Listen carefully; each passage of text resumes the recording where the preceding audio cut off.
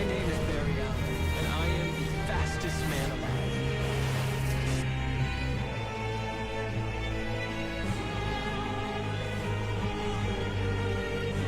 Bafanada.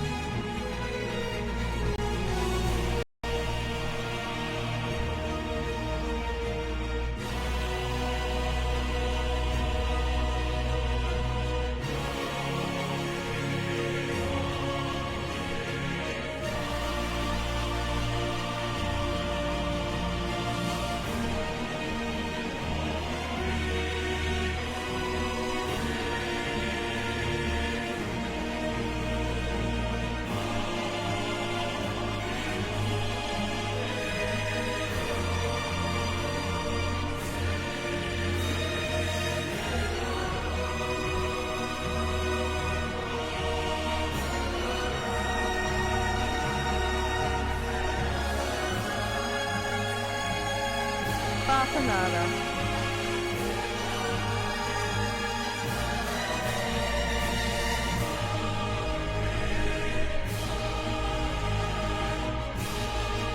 Bafanada.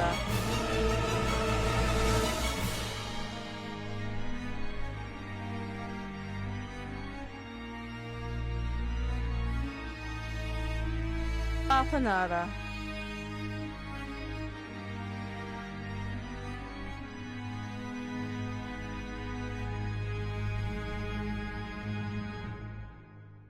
Bafanada.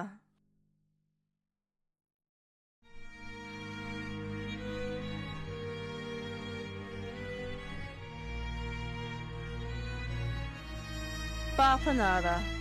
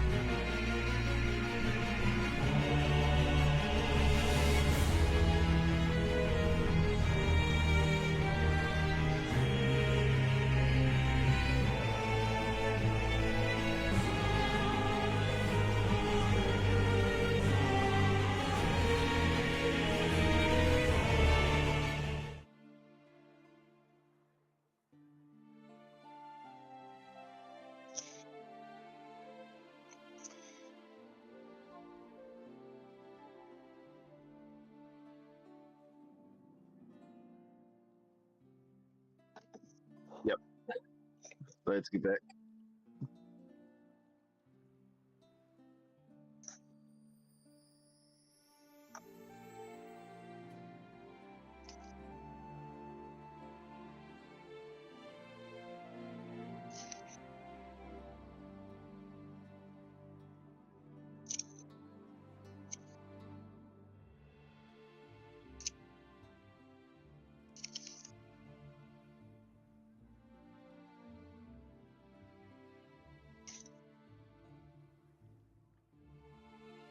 Well, it's there. No, I You're a don't streamer. care. You have to do it.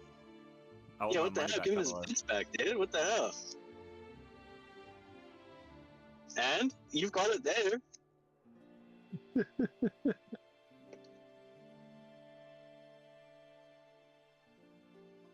And this is abnormal streaming?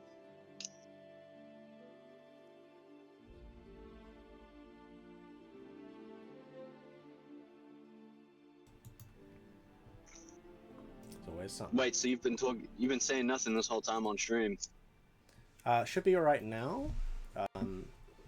That is my bad. Just give me a second. Ooh. He went a step so further. He didn't nice. even do Japanese. He just didn't even talk at all. Yeah. Alright, just give me a second. Yeah, sorry everyone watching. I forgot to put my mic on. So players could hear me, but you guys couldn't. So just give me uno momento to fix this. I'm envious of those viewers who didn't have to hear him.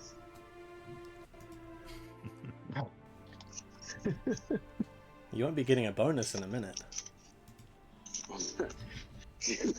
That's what you're attacking my free speech. What the hell? This is roleplay. Alright, yeah, sorry about that, guys. Yeah, welcome to session 3. Welcome back, players. We got Thorok back from his little journey away last week. So let's get straight into the recap, which will be handled by Rookfoot today.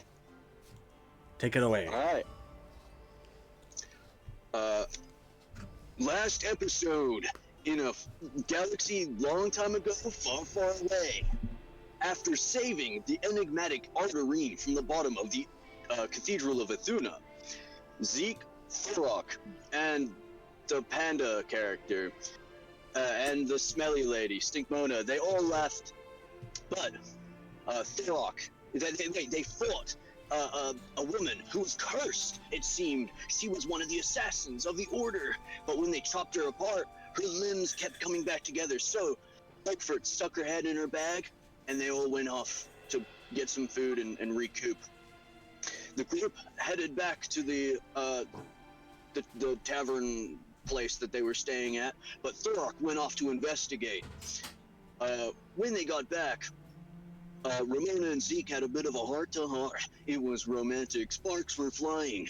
But in the end, she told him she had to go to the capital to find out some more information and maybe deduce whether or not the princess was truly the reincarnation of Athuna. She laughed. There was a man called Blackheart Briar. He seemed to be a troublesome sort with black dharma and a bit of suave to him, a bit of power. He was formerly a fire guy. He was a necromancer now. However, when Roquefort looked in her bag, Orabella's head had disappeared, using the moonstone something or other to escape. So that means there's a crazy church lady on the loose. Stinkmona has gone off to do her side quest. Thorok did something else. There was a little bit of friction between Roquefort and the rest of the group. And then, finally, when the group went off to bed that night, Zeke snuck out into the night and under the shadows and tracked down an innocent, poor man who was just trying to look after his family, killed him and sucked his blood. Whoa. And that about sums up the last episode. Now, on Deceit and Dunia, episode 3. Yeah, thanks for that. Pretty good, yeah. So, like, when you guys defeated Sister Orabella in the church, when Rookfoot was rescued, I think it was Rookfoot, you had a look at what was on her person, and what she had was a picture of liquid moonstone. which allows one to pour a puddle onto the ground, step into it, and transport yourself anywhere within Dawnward, basically. Anywhere that you've seen. And you put the Moonstone picture into your backpack, and you had put her severed head to stop it from reconnecting to her body, as it was trying to come back together like a magnet. You separated, right? You had it in your pocket dimension, but somehow she escaped. And Somehow. you handed over the Moonstone picture, which was now empty. You handed that over to Black Flame Briar. That guy. To have a look at. And he said he'll get back to you guys. Of course, with Ramona now having left, Black Flame Briar is the only other person you can talk to who knows a little bit about what's going on.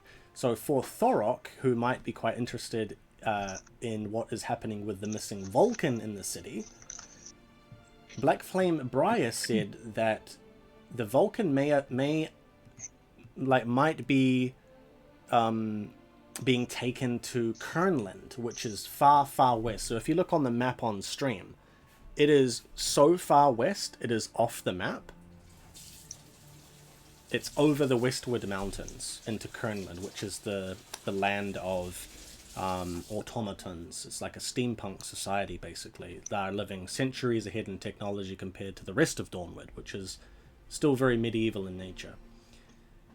That's where Black Flame Briar believes the Volken are being taken. But as for the Aelvan, which are the half-elves, half-human, the Aelvan that have been going missing, you guys aren't really sure yet. You think the church is involved, perhaps, because they're up to seedy stuff, but you weren't able to find any evidence thus far other than finding Rookfoot, who was not an Aelvan, but the church is still suspicious, and that's one of the reasons why Ramona is going to the capital of Romania to investigate the church there.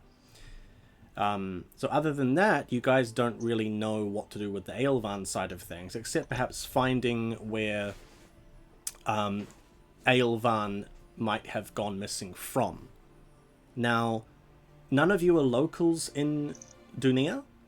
The one local there is Pom. She's not here right now, but Pom would know that most of the Aelvan, the poorer demographic within the city, the Aelvan mostly work out of the Thermae bathhouses and the parlor, the local parlor. So we'll go over to the map and you guys can see.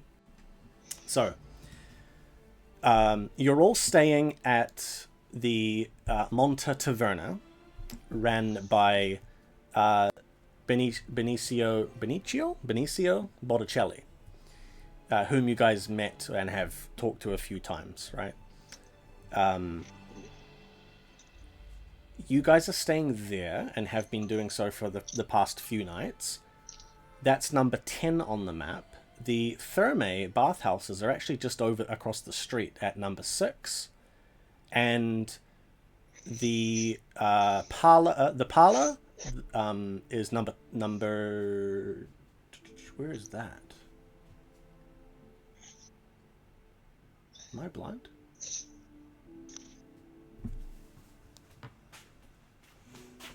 Number 14. 14?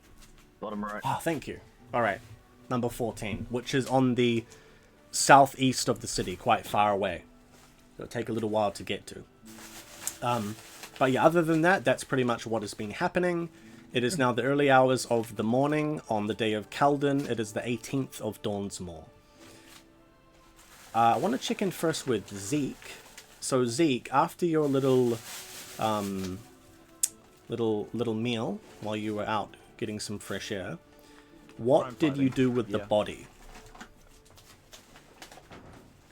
You're still eating? Still eating him? Oh. Put it in his fridge. I'll make it look as less conspicuous as possible. So I'm assuming this shady guy will have like at least a knife on him or a little dagger or something as some sort of protection. So when you cast the illusion last night, those coins, to try and trick him, he was muttering about buying himself a dagger. So he did not have a weapon on him at that time. because you Well, did. Christmas came early. I'm gonna gift him a dagger, just a cheap Yes. little dagger. And then I'm gonna place it in his hand, slice up his like wrist to look like he's like killed himself, and then punch him in the corner like a sad little man. First he bit his own neck, and then he sliced it. Yeah, is that all? Yeah, I'll stab into the neck as well, like he's like cut himself. Wait, you don't make Try it and look get like rid an of the, assault. You make it look like a suicide, not like an assault. That's an interesting way to go, I suppose. Exactly. Okay, fair enough. Cool. So, we'll say, Zeke, you got back in the early hours of the morning, sharing a room with Rookfoot. Rookfoot, you would have been fast asleep, doing your favorite thing. Actually, he bought a second room, I'm pretty sure. Or at least Oh, he got. I boarded up all the. I didn't board up, but I moved furniture in front of all the doors, so he might not have even been able to get in. Sadly, I can. Yeah, true.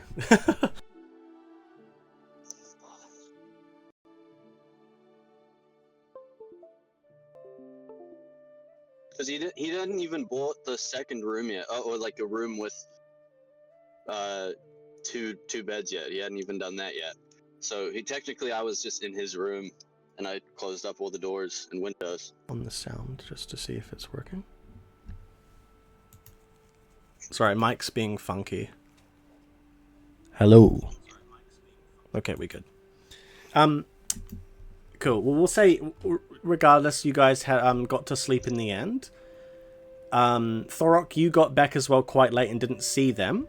But you got your room as well that you've had for the last few nights from Benicio Botticelli, who runs the Monte Taverna. You guys can all mark off 15 silver. Pom, you stayed in the room that Ramona had gotten for the both of you, but Ramona ended up changing her mind and deciding to leave.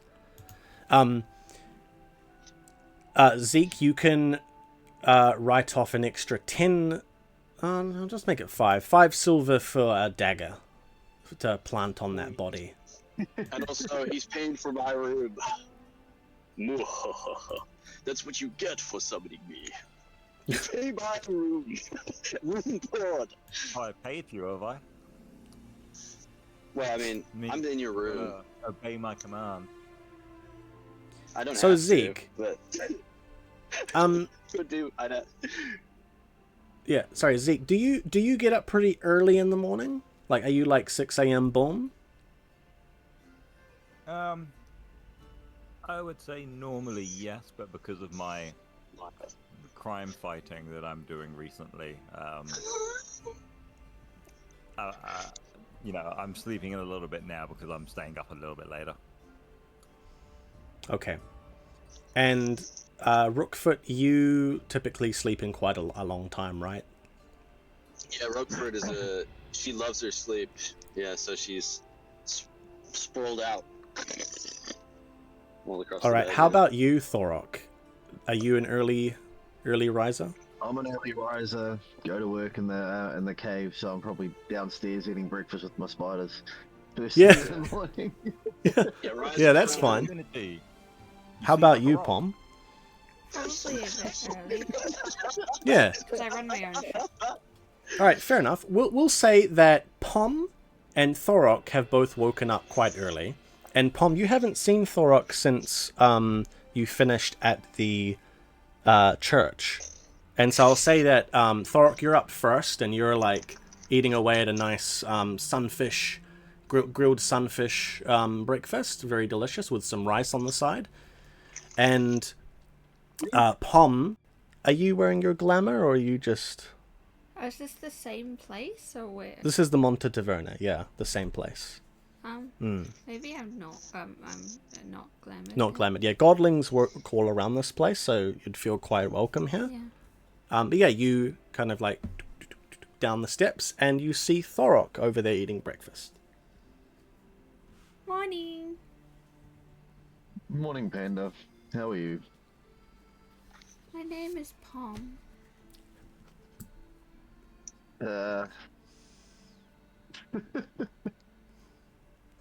I found out some information last night about where all the Volkens have been going. Apparently. Maybe. Oh, that's very interesting, Spider-Man. Spider Man Rock. of spiders.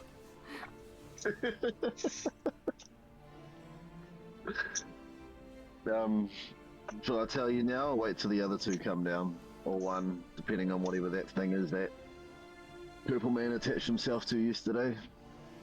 Maybe wait for everyone to come down. I'm gonna eat something. Yeah, Thorok's meal smells really good. Fresh sunfish, probably baked or grilled by Benicio himself, the great chef. Well, stop staring at my food, young lady. This is mine. Get your own. I will. I'm a great cook.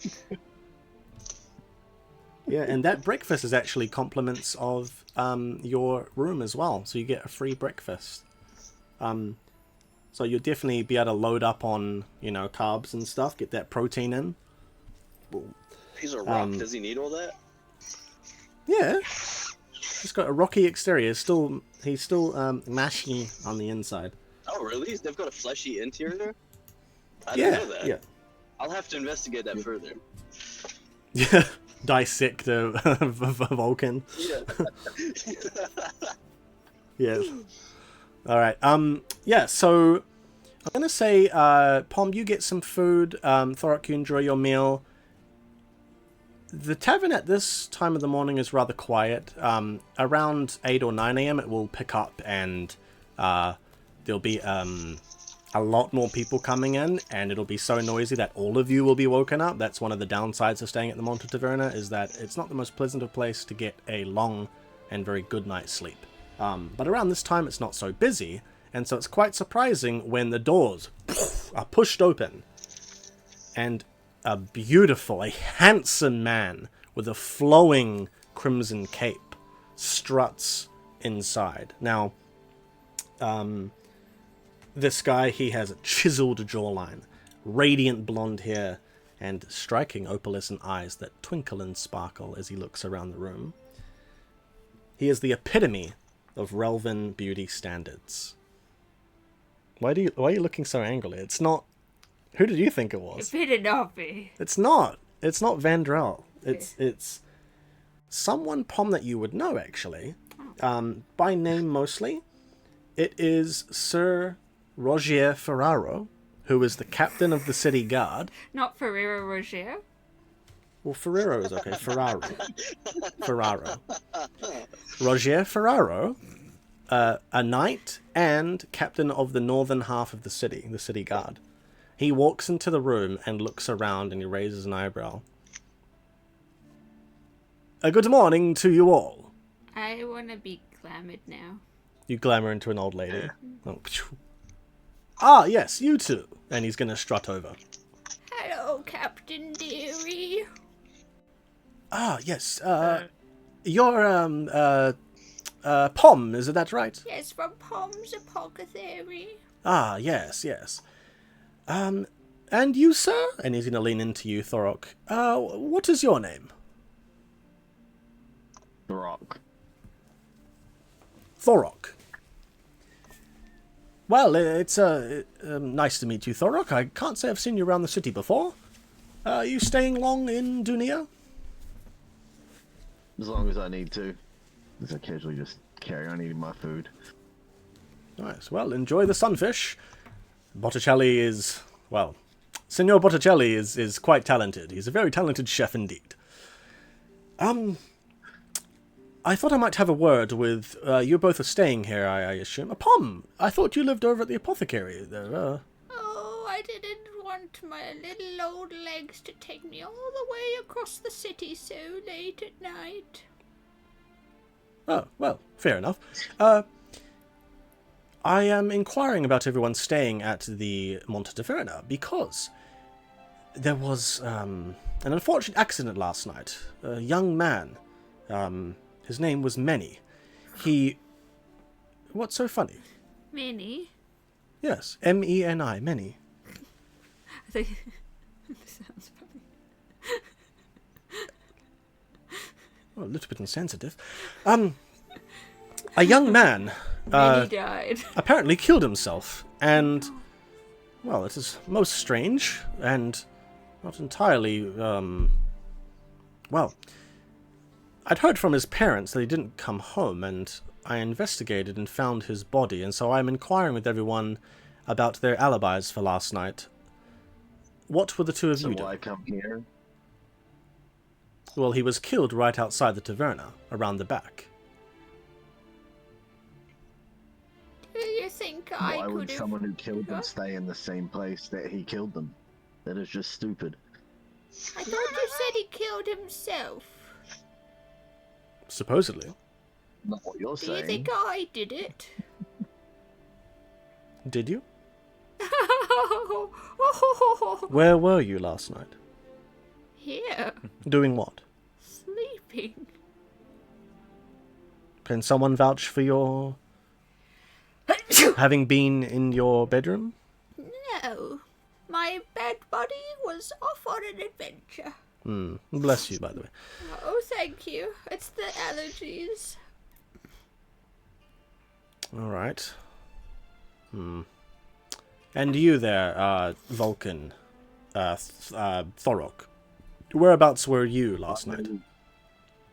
I was over at the Bardsteel brothers, catching up after they made this nice helmet of mine.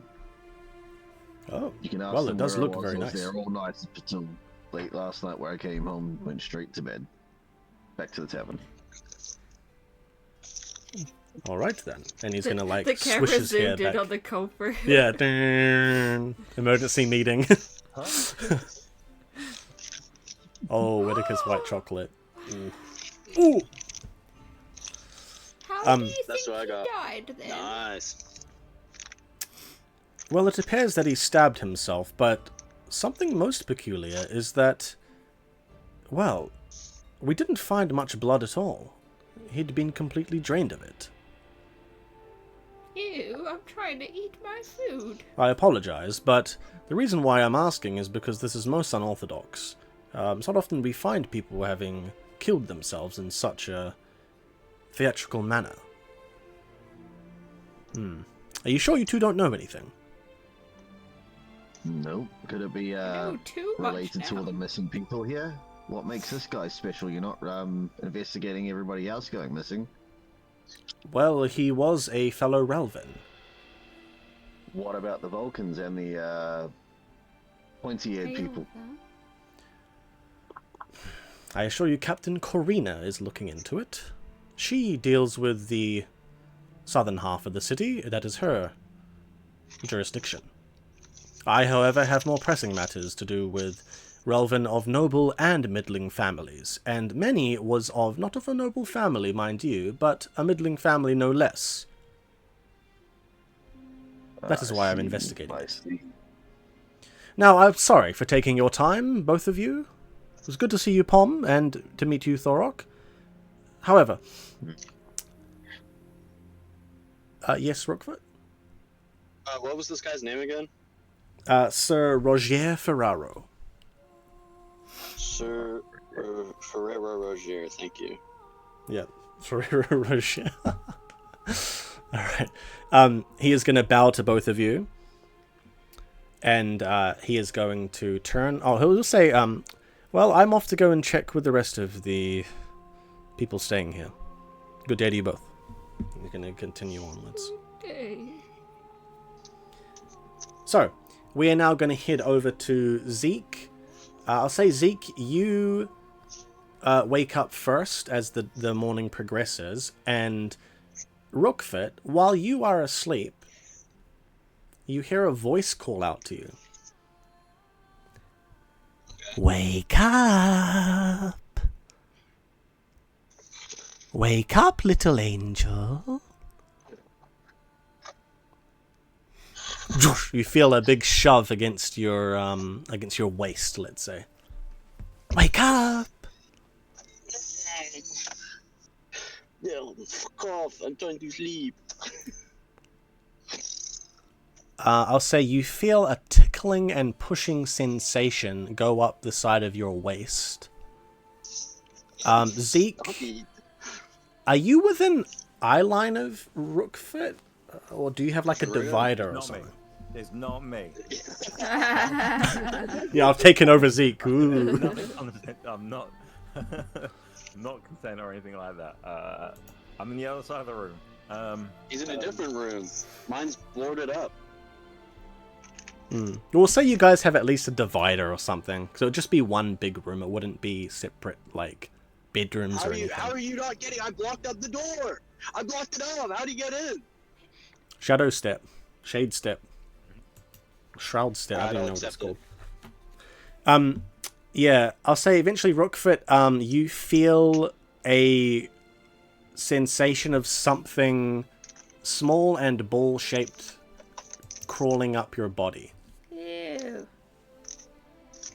Rookfoot's gonna finally, like, after being bothered, like, this thing's whispering at her and then, like, tickling her, and then now it's, like, moving. She's gonna, like, crack open an eye. What is it? And she's gonna crack an eye open and look down, or whatever it is. Mm-hmm. Just give me a second. Please be the head. Please be the head.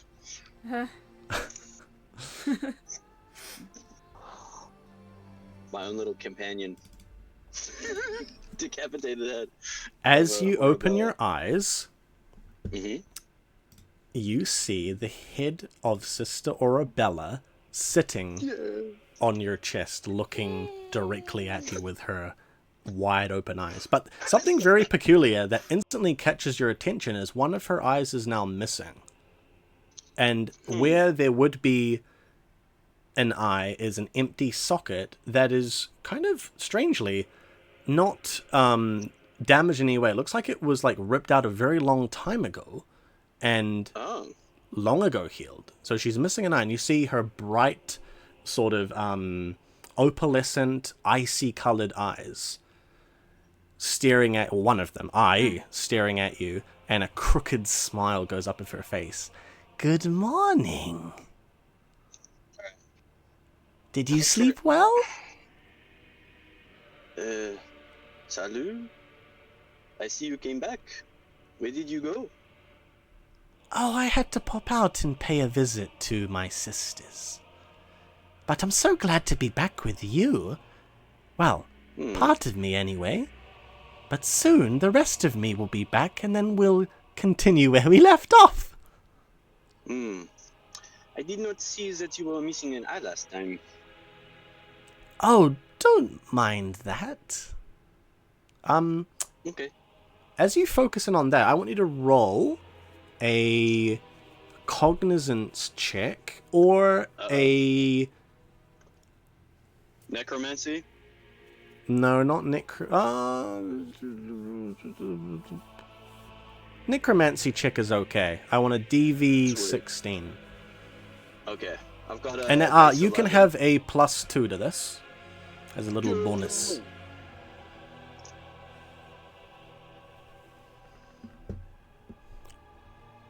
Yeah! That's a what, a 9?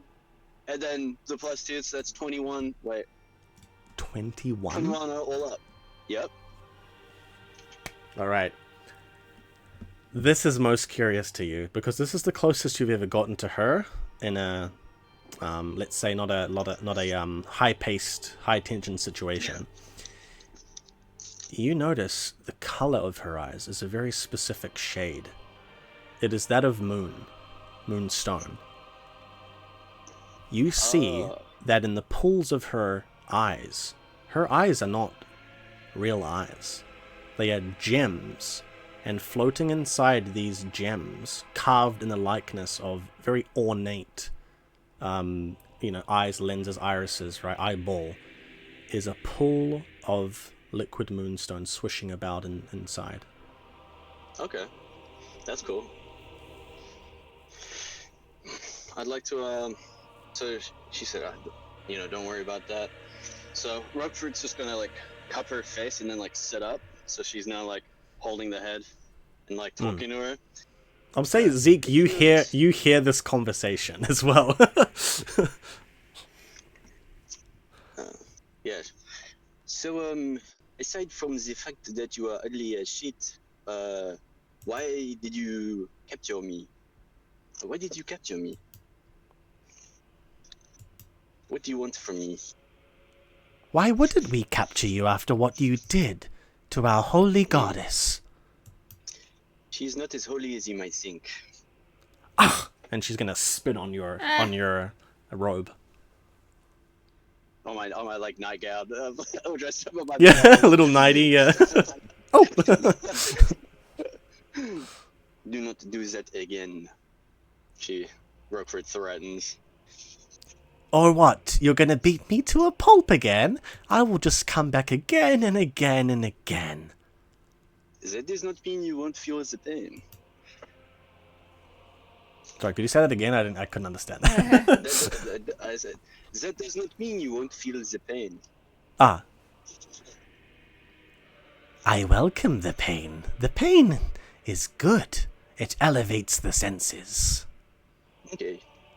And while she's talking, I want Roquefort to, like, while she's like chatting, while she's like going, like doing her thing, I want Roquefort to dig in her thumb into her eye and scoop out the eye that's still there. I'm gonna say, as you go to do that, she is gonna go to latch out and bite your hand or bite your fingers. So we're gonna roll combat, kind of like you versus a head. So you can roll me a nimbleness check. Well, can I do a capability? No, you can roll a nimbleness check. Oh, okay. Sure. You roll first, because mine's fucking base of 2. Okay.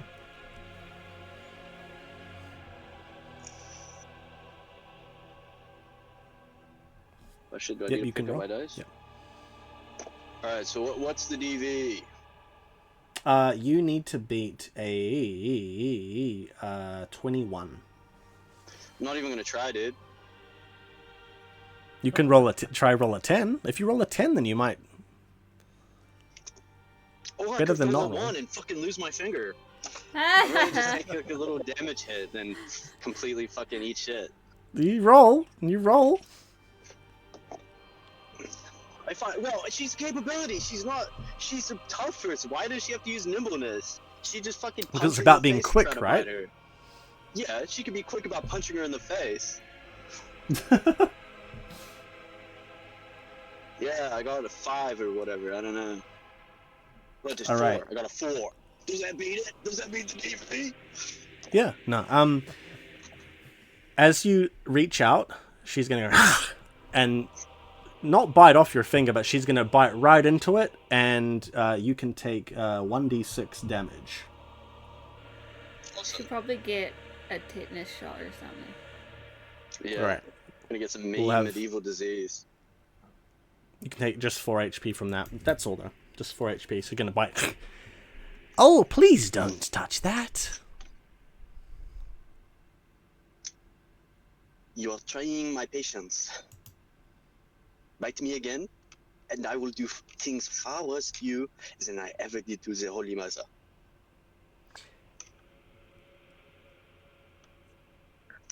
Look. Are you wanting to keep me around with you, or are you wanting to let me go?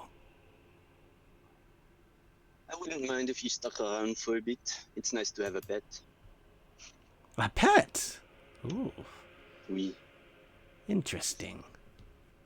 Well, if you're going to keep me around, are you going to put me back in that bag of yours? If you want, I can put you on my hip.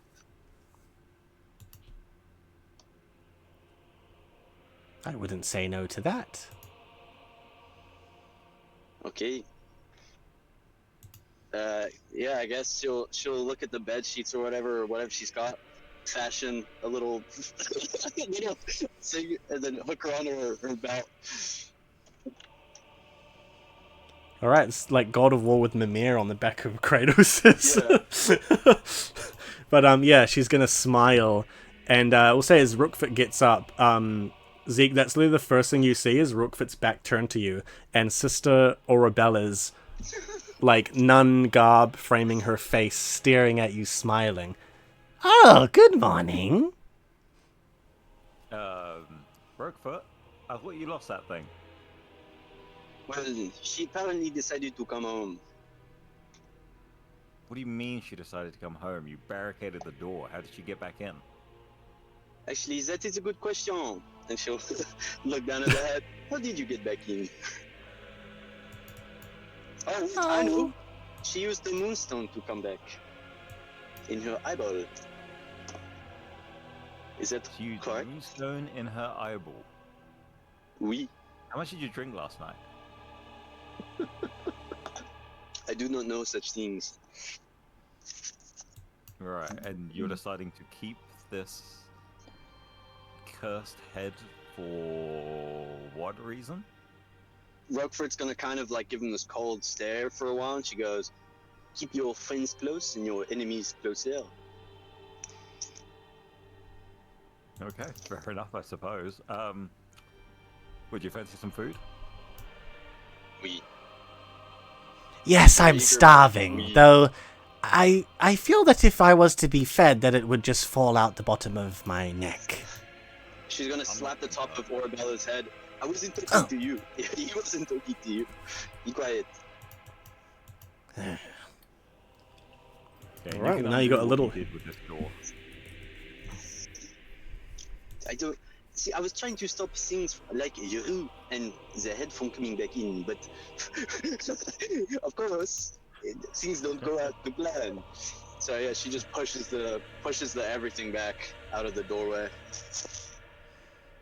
Alright. So, as you open up the door, just a minute.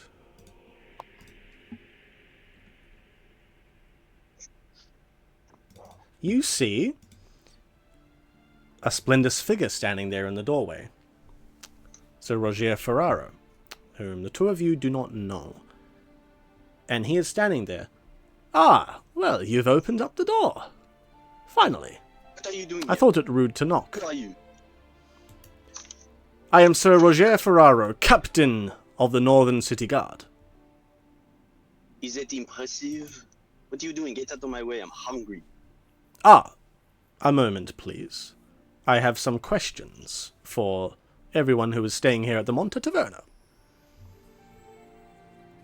What is it about the service? It is shit here. No. At the behest of Signor Benicio Botticelli, he has asked me to inquire about a death that occurred here last night at the back of the taverna. A body was found. I had nothing to do with Too it. much to May I go eat? What is that, sorry? Zeke? Oh, did he drink too much, did he? Well, that is uncertain at this time. The details I can share is that it appears his body is completely drained of blood and he was cut up with a small dagger. Whether he did that himself or it was inflicted by someone else, we do not know. Roquefort is gonna go, I did not kill him. Can I go have the breakfast now? I want to ask the two of you where you both were last night. I was sleeping here, and if you said a small dagger, oui? Yes. And she's gonna summon her massive sword. Does this look like a dagger to you? I did not do it, fool. Now let me eat before I get real mad. He's going to look at you, Zeke. And you? We've been here all night. Well, alright then. Thank you for your time. Please. She's gonna like brush past, shoulder check. Skeleton, if she wants that. I'm going to turn around as I walk past and just do like a courteous bow. If there's anything we can do, Captain, please let us know. And then head down. I appreciate it. Oh, just a moment, actually. What were your names? I forgot to ask. What's my actual... Oh, it's just Zeke. My name is Zeke. It's a pleasure to meet you. Roquefort just what is there like a pulling the finger in the Dawnward world? Flipping him the bird or anything? There's no such. Fini à la piste, and she walks away. No, you go, good afternoon. Bad morning. Yeah, she just fini à la piste, and then carries on walking. Doesn't tell him. Of course, that's what he thinks their name might be. He's going to turn and leave and go and start knocking on some other doors. The two of you head downstairs and you see Pom and Thorok enjoying breakfast as we head over further on into the day. It's about 8 a.m. now, let's say. Just finishing up their meals. Oh, good morning. How did everyone sleep? Morning, Zeke. Yep. Had some pompous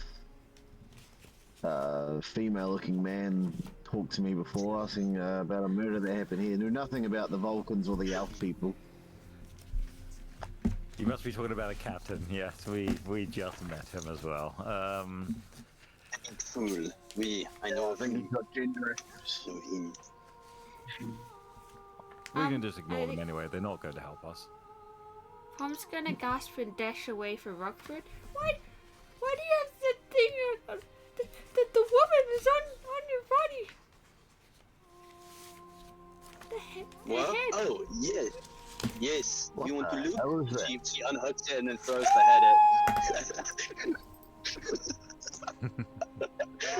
Good morning. Food from the spiders. It talks. No, that is my new pet. I am not your pet. Shut it. Why do you have that? I can shut it with my spiders if you want.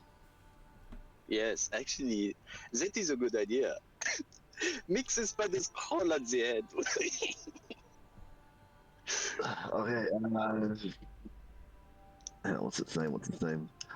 Go Pence here, just cover its mouth. Maybe that. Yeah, the spiders prone on the head. Don't you dare! I thought she was our enemy. What did you say? I thought she was our enemy. Yes, she is still our enemy. Why do you have her head on you? Well, if she gets connected back to her body, who knows what will happen. It is better this way. I thought she disappeared. Yes, and now she is back. Then she would go away again after spying on us. Okay, we'll deal with it then. Nothing I can't handle. How did the guard not see the head? How did the guard not see the captain not see the head? Yeah, I on was you? thinking that might have been the Under my cloak. Under my cloak. Yeah, the face is just staring at the captain. Anything suspicious? Yeah, just...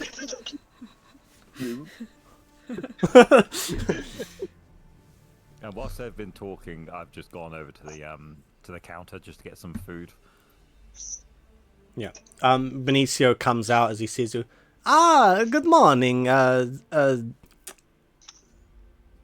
Zeke. Zane. Wasn't it? Yeah, close enough. Can we have 2 bowls of whatever you're doing this morning, please?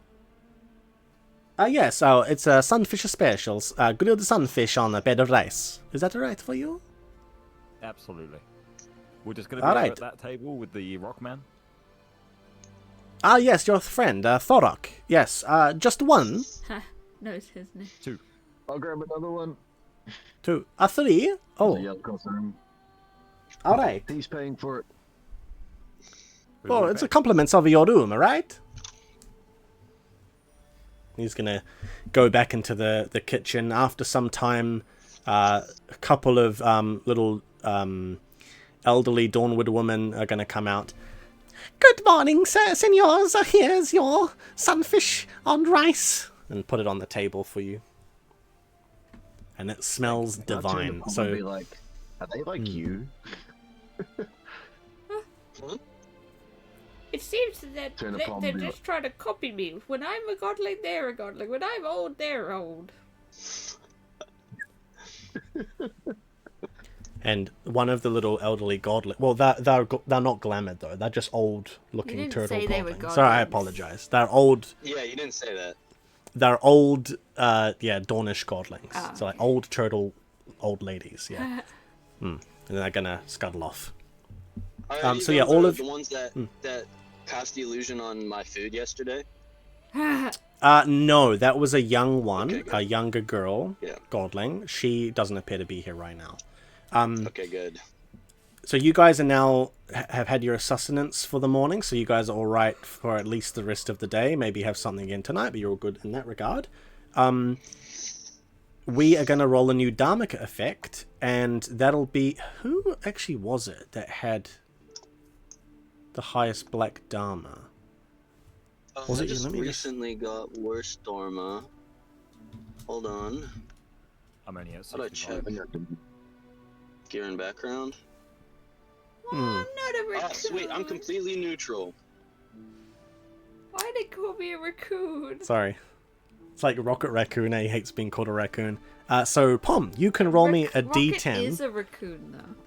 He is a raccoon. He hates being called a. Yeah, No, a he raccoon. hates being called a raccoon, but he is a raccoon. And then Chopper from One Piece. He's a reindeer, but he gets called a raccoon and he hates it. I roll a 1d10. Yeah, roll me 1d10 for the Dharmic effect. 10. 10. Ooh, a red lightning storm ensues. Getting struck deals 4d6 directly to HP. That is very scary. So that might come into play later on, we shall see. But for the moment, it is a quiet and calm morning. The four of you now reunited. We are now going to head over to a new screen that I've made, which is called the quest board. So this lists... there we go. This lists a whole bunch of stuff you guys can do. Now, one thing that we didn't talk about with the recap was the fact that when it came to the missing Volken, Briar had pointed you guys in the direction of the Great Aviary, which is ran by, up on the High District, run by Lady Winona Windhurst, who is a noblewoman from Kernland, where the supposedly the Volken have been, a bunch of Volken prisoners have been corralled to. So, none of you guys know Lady Winona Windhurst. Pom, you don't even know her by name. Oh. All you know is that she is supposedly the woman who is running the Great Aviary. You also don't know much about the history of the aviary in the city, other than the fact that it is something of an attraction up in the High District for the noble families. One other thing is also the monster that you're hunting. You supposedly can get information from the aviary as well, because this is the only place in the city that has, let's say, tomes of knowledge on creatures. Birds, maybe other beings as well, other creatures. But that's all you would know. So you guys are welcome to do any of these in any order you would like. As you're sitting around the table, the day is yours. First off, I would like to, at some point, pick up the Orabella's head, and then take the spider out, give it back to Thorak. But look at Orabella and say, these people are worried about some people going missing. Do you know anything about it? These orc people and the Elvan or something of that nature. I am not at liberty to discuss such things. I have my mission. That is all. And what is your mission? To watch over you. Okay. Merci. She puts her back. I got some information from the Bodsteel brothers last night about... they might have some ideas, but all they know is that it could be the rich nobles taking the Vulcans somewhere into the High District, but they have no idea why. They're losing sales now from the slums where they got most of their money from, because everybody needed cheap stuff. Now they're worried about business. The Okay. High Well, we District, spoke like to where Black the Great Flame. Aviary is. Hmm? Isn't that where the Great Aviary is? Yeah, yeah. The Great Aviary is in the High District, yeah. Number 19, I believe, know. on the map. That's where I I, think they wanted mentioned to go something about that. anyway.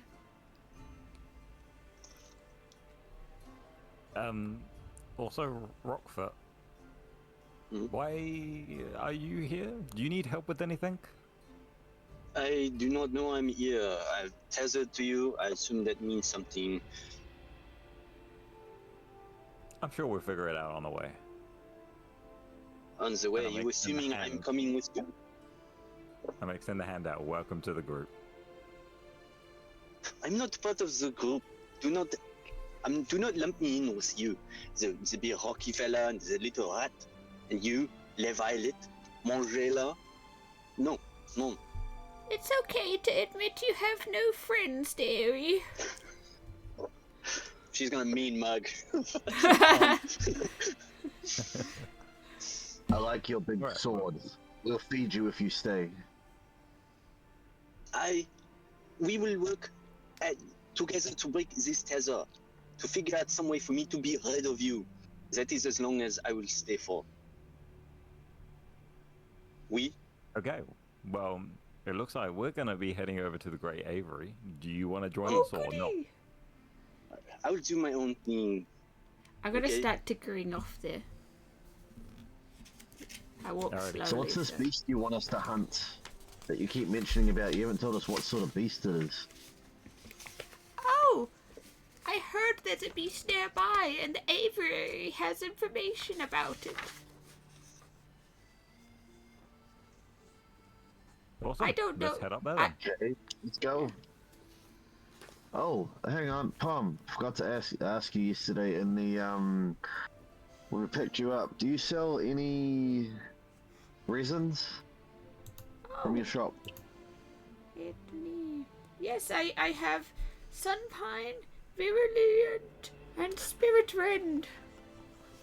Can you say that again? I have Sunpine for fire debilitation, Virulent for poison, or Spirit Rend for an exercise spell. How much do you sell them for? Oh, the first two are 20 silver, and the last one is 40. I have to make a living, you know. I'll grab that poison one. I couldn't understand what you were saying in that spirit one. Oh, that will be Those sound 60 good. silver. We'll have to pop by the apothecary to pick them up. Is that on the way? We make it on the way? Yeah, you guys could stop off and do that as you head up to the High District, because you have to come out of the Monte Taverna at number 10 there, and go up to the main road, go down, and then take the winding road up to the High District. Sweet. Well, I don't want to be taking all day in your old lady form. Can you just change into your normal form and speed there? And you're too slow when you're the old lady. Oh, I don't need to walk like this. I just like to. And then I spring off. Yeah. Do you lift up your dress when you do that? Yeah. Yeah. I also don't have to talk like that, but it's fun, isn't it?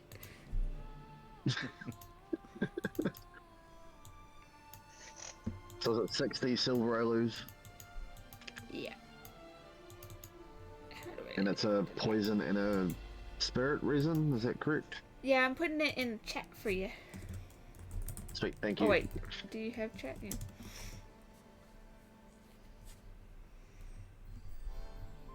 Yeah, so the exercise spell works on Oyukai, which are malevolent spirits.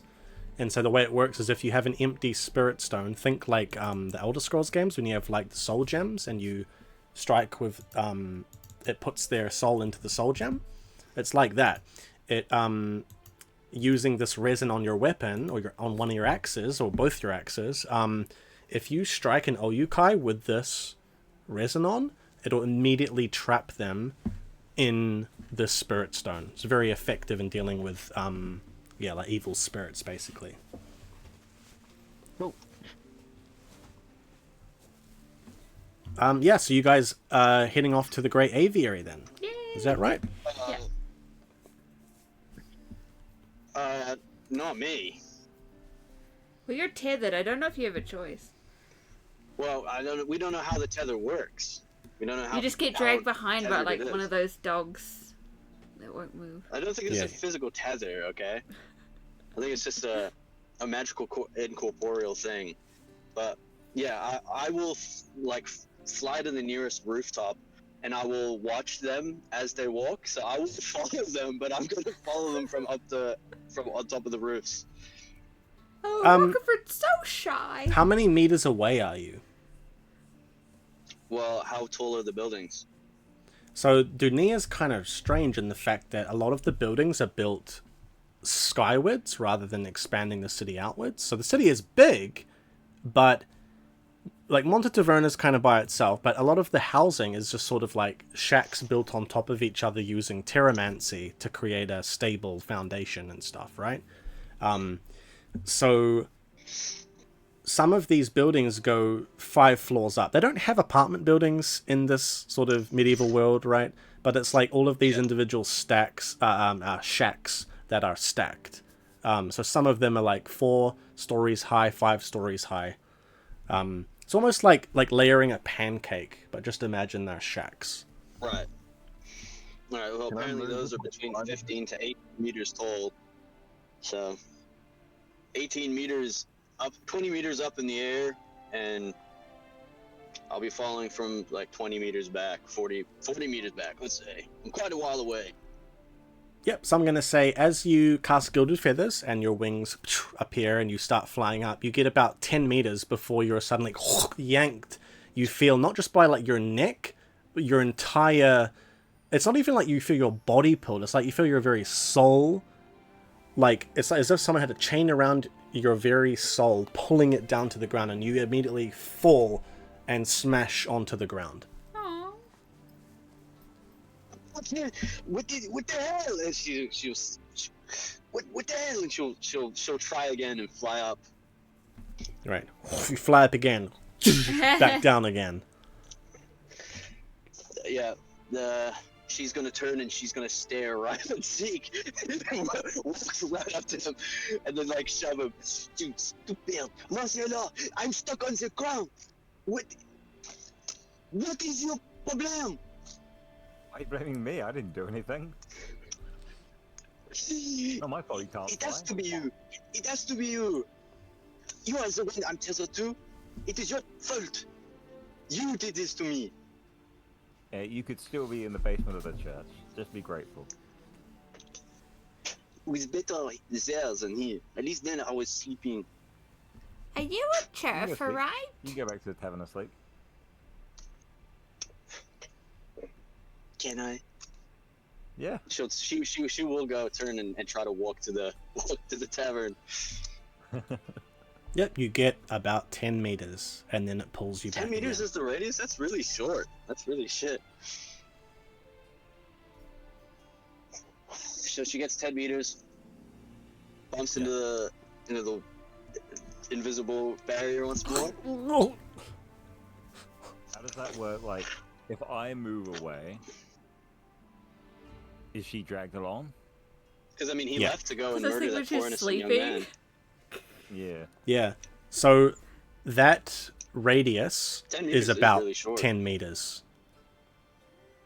That is about 10 meters. So that entire night when you were walking around that building, you would have been completely fine. But through walls, completely fine. Even flying up, you could fly up 10 meters, but it seems like it might not be exactly 10 meters. There might be some slack or leeway given when you guys are moving, but it's let's say between 10 to 15 meters.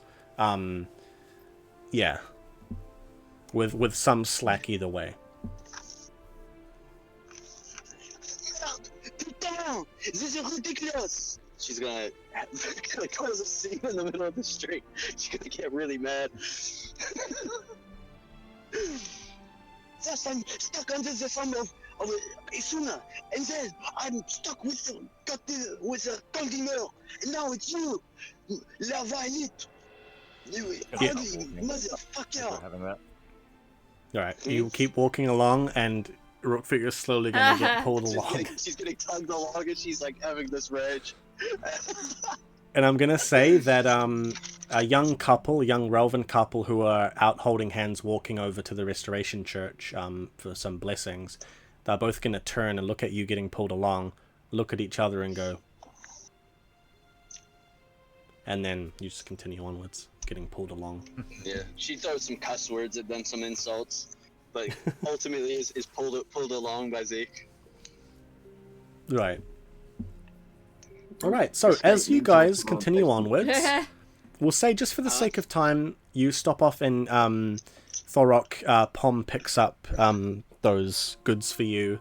You exchange the silver, and then you head further onwards. So we'll say now it's about like 10 a.m. heading closer towards lunchtime. But as the sun begins to rise high in the sky, you see dark clouds are beginning to roll in, and in an hour or two from now, it's possible that it might start raining. So it's still pretty sunny, but you can see all around that dark clouds are beginning to roll in. And you can see some people are, especially along this main road where they have a lot of market stalls out in front, the Merchants Guild with their wares out in front, and the Hunters Guild with some of their bows and other hunting materials out front are starting to pack up shop and put them away. So as you're walking down the street, you see... I'll just go back to the Denium map so you guys can see the numbers there as well.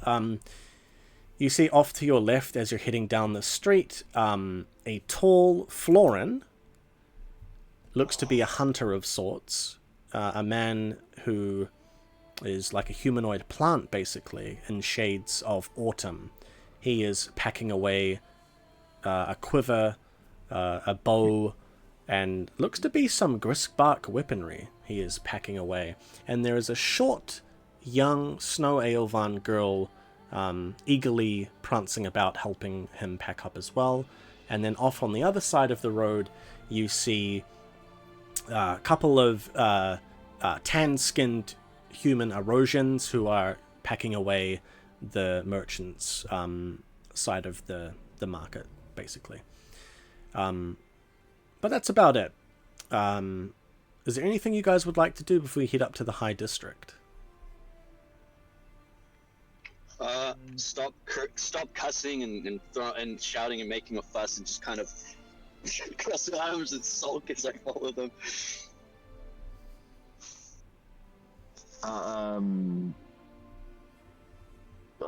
Maybe stop and ask if they've been hunting or why they've got all the gear, or if they're selling it. I don't know. You want to buy something? He wants to make conversation. Oh, you just want to have a chat to them? Yeah. Okay. Ask them if they heard anything. They're out and about, so I'll just ask if they've heard any rumors. You're a nomad, so you wouldn't be affiliated with these guys. I'm going to say that you don't know who they are. Give me a minute. My +2 to the area thing from my helmet should help, shouldn't it? My Yes, to an extent. All right, so the tall Florin fellow, who looks to resemble a masculine Florin, he is going to turn to you. I'm sorry, were you talking to me? Yes, I was just seeing you guys out here and was asking if you heard any rumors spread about the people going missing.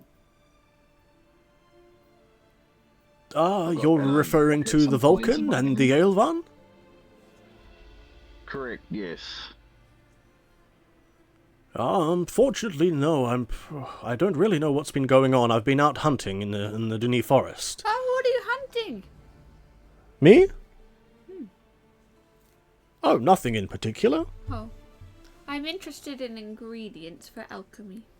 Ah, yes, you're Pom, aren't you? You're from... Yes, is this Volken fellow your friend? A customer. Ah, well, nice to meet you. My name is Ornathar. Nice to meet you too. And who is this young little thing? The young Snow Aelvan girl, she is gonna sort of peep out from behind, putting stuff away in boxes. You see a Snow Aelvan of below average height, thin to the point of fragility, snow-kissed skin, icy eyes. Her hair is done up in an elaborate braid all the way down to her lower waist. And she has a quiver on her back. She looks to be a bowman and perhaps a member of the Hunters Guild. Oh, sorry, wait. What did you say? Could you repeat that? I was just asking for your name. I'm Philianor.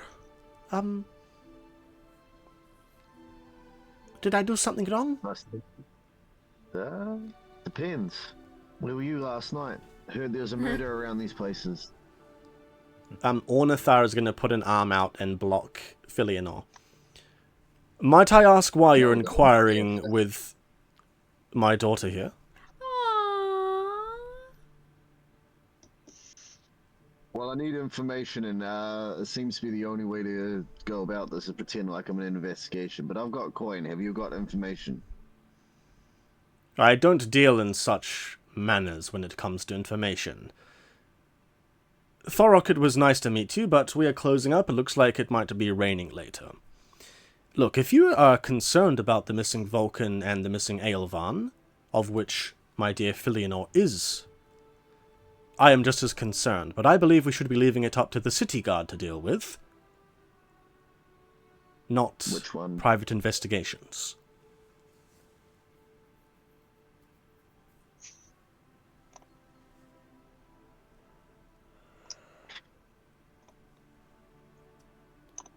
Well, good day. Sure. And he's a little bit annoyed with you, so he's gonna turn, and him and Ornathar and Philianor are gonna just deal with their own stuff. As I walk away, I'll turn around and well, if she goes missing, don't come looking for us. Aww. I'll carry on walking off. Ooh! He's gonna go typical Vulcan. I'm just kidding. Not just joking. Pebble-faced freak. That's Jeez. That's what you say when they're teenagers. When they've got like zits, you know, they're pebble faced. Oh no. Yikers. Yeah, so I'm gonna say, just for the sake of time, you guys head up the road heading upwards, past the parlor, curling around and up the incline towards the High District. Now you do see guards stationed up at some of the watchtowers along the way. You can see off to your right the large, what was it called? Aarium, I think it's called. Aerarium, yeah, the treasury. This sort of, it's made of thick stone and quartz with golden engravings, a very ornate building. You can see as you get higher over the castle walls surrounding the High District itself, with the Duke's Basilica, the Castrum Ducale. You can see the public forum where speeches are held and debates and things like that, philosophical, theological, other things like that. You can see also the quarters of the Ducal Guard off in the far distance. Now, interestingly, as you curl upwards and sort of go towards the High District, you can see that a little bit further down from the main High District is the sort of subsection off to the north where two buildings reside. One of these is the large sort of greenhouse almost looking building, which is the aviary itself. So it has these sort of it's like a glass observatory a glass greenhouse, perhaps where these birds, these avians, are held in captivity.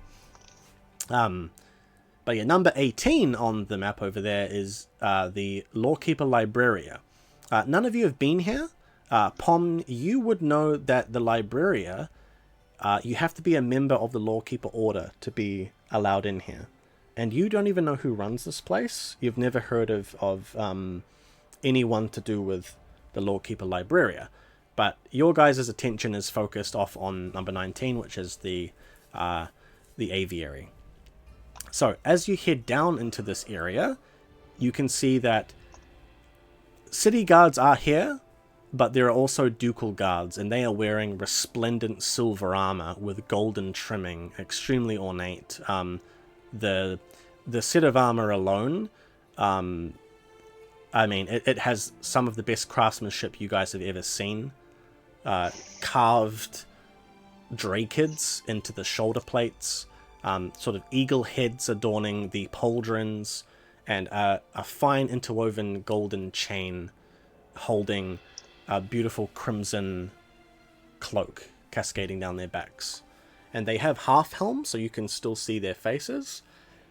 But those are the guards now patrolling this area, and they are keeping a watch on you lot. Very ethnically diverse group of individuals. So they're going to be sort of looking as you guys come into this area. So yeah, you I'm guys are leaving and welcome. talking to you for the rest of this. I have no idea how to talk to people. I just scare them away, so I'm staying quiet. Well, maybe don't ask children if they murdered people. She had a bow, she could have. Probably out-murdered some innocent thing for food, so... Never know, as long as it's not a spider. Is there like your spiders are so counter innocent. or something? Into the aviary. Like, yeah. So you guys are outside right now as these dark clouds are rolling in. And yeah, there are a whole bunch of buildings around here. A lot of people live in this area. And then, of course, the two main buildings at the east end and west end and east end are the Lawkeeper Libraria and the Great Aviary itself. The Aviary is the largest building, maybe second only to the Restoration Church. It's massive. It supposedly houses a whole bunch of different creatures. Whether they are alive or taxidermied, you guys don't actually know. You would have to talk to someone. But by name, the Great Aviary is supposed to be a sort of a keen point of interest for Dunia. The four of you would likely have never even been to an aviary before, so it would at least instill a sort of curiosity in you as you get closer. So how would you guys like to approach getting in here if that's what you want to do? Ask Pom who she was meeting.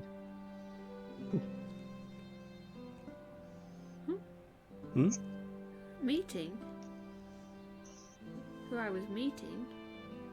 You What's said that? you could get information here, so what's this information and where from? I thought we were just gonna walk in. Can we not walk in? Just push open the doors. If you want to, you can have a look. Yep, that's what you want to do. I guess can I go and knock on the door? Yep.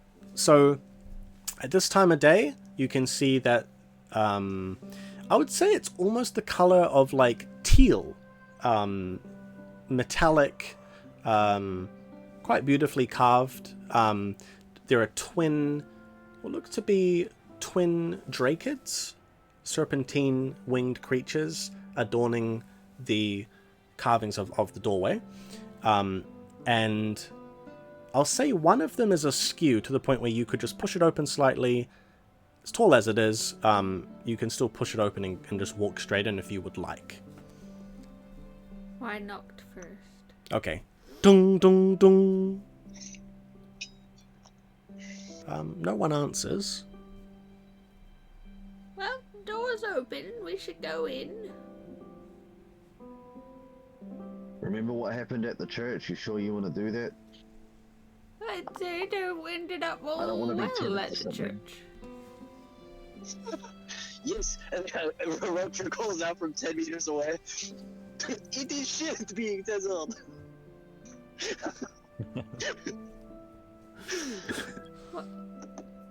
Are we not allowed in the aviary? You're the one from here. I have no idea. Exactly, I think it should be fine. Yeah, unfortunately, the High District to you is as alien as heading to any other place. I mean, it's not really... There's a clear class distinction in Dunia, you know, and you wouldn't have been up here What? Is before. my class low? I mean, you're not noble. I am, I'm Why don't Lady you go ask one of Pom. those people over there? I'm Lady Pom. Yeah, you've been knighted, but it doesn't mean you're a noble Oh. of noble birth, yeah. Like Nicolo, right? Nicolo, who was also knighted, he's not of a noble family, he's of a middling family. Yeah, so I would just say you guys head in, cautiously, slowly. And you can see a long hallway heading through the entranceway, and off to the left is a small counter, and you can see yay. someone standing there. Yay! Well, not someone, something. Oh. You see a being composed of metal Yay! with interwoven gears, sort of interlinked all down the neckline exposed, and at the shoulders, under the arms, at the hips and joints and right of the knees and stuff. You can see what looks to be an Aloyan, a mechanical being with the soul of a living person, but a mechanical being. And that being is going to turn their metallic head, the face. This kind of metallic being is known as an Ardoyan Aloyan. They are very beautifully carved. They sometimes have carved faces, though the lips and the eyes do not move or blink. This one is kind of looks like a butler almost. He's wearing like a fine tailored suit, and he is going to turn. Welcome to the Great Aviary.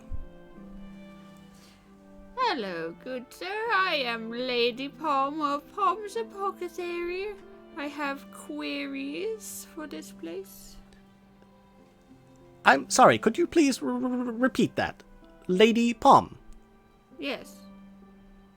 All right, just a moment, and he's going to turn, and he's going to kind of comb through, pull out like a, from a wooden cabinet, almost like a filing system, with his little metallic fingers. Yes, Lady Pom. How may I help you today? Well, I heard there was a beast going around, and I was quite interested for alchemical reasons. I'm sorry, could you please repeat that? What do you mean by a beast? There is a beast to the north? To the north? In the Duni forest? Yes. But I haven't encountered it before.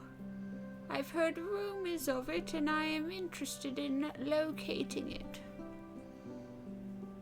He's gonna stroke his metallic chin. I'm sorry, but that would be above my pay grade. So there is a beast. Yes, I believe there is a beast, but I have not heard any information about such beast. It would be best for you to talk to Lady Windhurst. That would be excellent. And is there a chair around I could go sit on? Yeah, I'll say there's like a bench. Can I Yeah. go sit down? Just a question. Are these three with you? Yes. Are you wanting a tour of the aviary? Yes. I stand up again.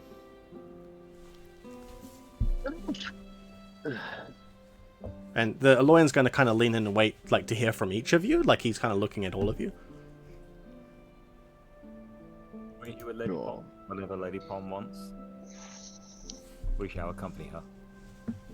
Well, All right, then. actually, yeah, Rockford would be interested in in the mechanical man. So she would have inched up and like Ooh. looking at him. First I'm time sorry, seeing something please like don't this get so before. close. She'll step even closer. She's looking at his face like, okay, interesting. What are you? I am an Aloyan. An Ardarine. Hmm. Not Ardarine, the Ardoyan model. Argolian? Interesting. And she'll like grab his hand and extend it, look at his arm. And are you living or what? Are you like a music box? I am perhaps something like a music box, but a music box with a soul. However, I was brought back to this world to honorably serve the Windhurst family of Kernland. The Windhurst family. Unimportant to me. she's like, yeah, she's like, she's really like interested. I don't see. Do I hear clockwork? What the? Dung dung dung dung. Tapping on his chest. Interesting. How do you eat? How do you sleep? I neither eat nor sleep. I am a construction. Interesting. What master do you serve? You said the family of Goldnimel? No, I serve Lady Winona Windhurst of Kernland. Do you want to serve her? Or are you a slave? I must serve her, and he is going to pull up a plate. And you can't actually see these on the Ardoyan models, but you can see that in hidden crevices, sort of like where like the sort of skeletal frame would be, are curved runes. Are you proficient in Oyukai? Let me check, boss. Language. I am. The language? You are. No. Okay, well, I'll say, Thorok, you can see that this being, and if you're proficient in Oyukai, you would know that this is an Oyukai spirit, but a benevolent one, not a malevolent one, a good spirit, which has been pulled back from the afterlife and placed with runic seals into a metallic body to serve as basically slave labor for the Kurnish people. I explained it to her. Yeah. Rockford kind of just sneers, then spits on the floor, and then looks up at the robot man. I pity you. Well, it is sadly my circumstances, and I am very fortunate to have a second chance at life. Would you still like a tour? Yes. Yes. Yes. I make this This well. little old lady jumping up and down. Yes. All right. Well, that would be paid up front if you would. 50 silver. Rockford looks at Zeke. I'm not the one who did the tethering. You pay. You pay for me. You want I to have see to her? go. You'll pay for me. I don't really want to go anymore. You don't want to go anymore. Robot man. We make a deal. I'll do your fortune if you take us on this tour. Ooh. I would have no need of a fortune. I am but a humble servant. I have powers. What do you mean, powers? As in, we could forge your destiny, forge your future, if you like. That's good. Ooh. Do it. And he's gonna lean forward. I'm sorry, I don't quite understand. What do you mean, forge my own destiny? Would you like to be free? He's gonna lean back. And somehow, even through that carved mask that does not move, it is simply there as a facsimile of a face, you feel deep sadness and longing for freedom. And he pauses.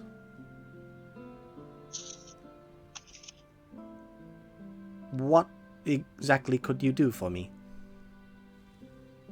I'm gonna go over to the counter and pull out my shamanic dice, and I'm gonna, I don't know, like hold his hand or something, and I'm gonna roll the dice, and I do.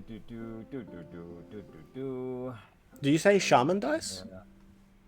Yeah, the ones I got, like, Yes. last campaign. Who gave those to you? I can't. It was the lady at the brothel. Not I've at got the the parlor. ornament that lets me discern the fates of others, and then I have Fate Stitcher, which allows me to write the fates, and it will eventually come true in time. Yep. So just a So moment. I'm gonna Where roll the is dice. this? Nice. There it is. Yep. So you roll 3d6, right?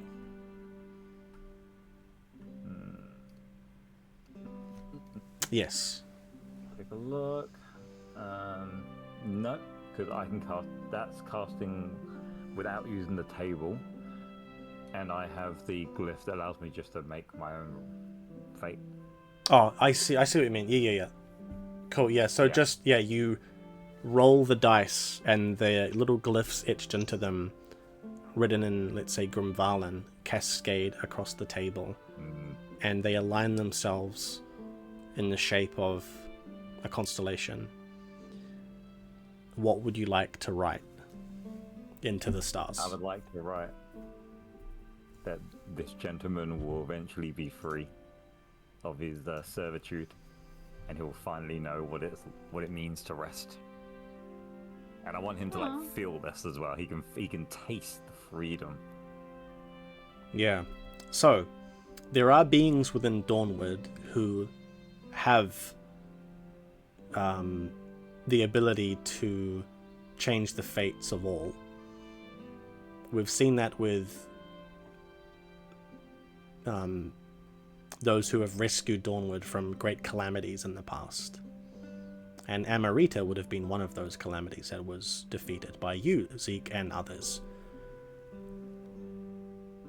This Aloyan feels as if the very nature within him has changed, and he pauses and stands there almost like he can feel warmth and feel cold and almost for a moment feel hunger and longing.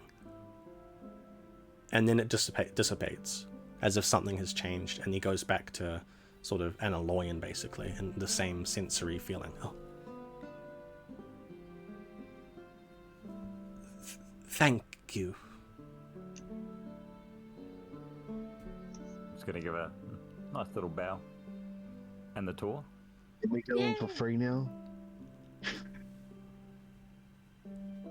I am still... I still must adhere to what Lady Windhurst wishes. 50 silver. What? Cheater?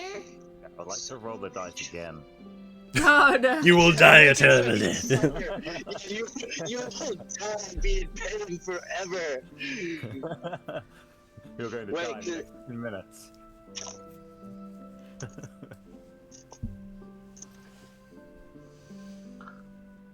Alright, Tom, if you want to go on this tour, you're going to have to pay. Thanks for the rest of I us. just woke up with a tick.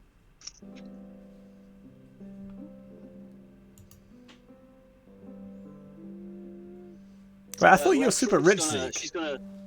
Zeke. She can read Grimvalen, so she knows like what Zeke did, and so she actually looks at Zeke with kind of like, like maybe I misjudged you kind of a little bit. Yes.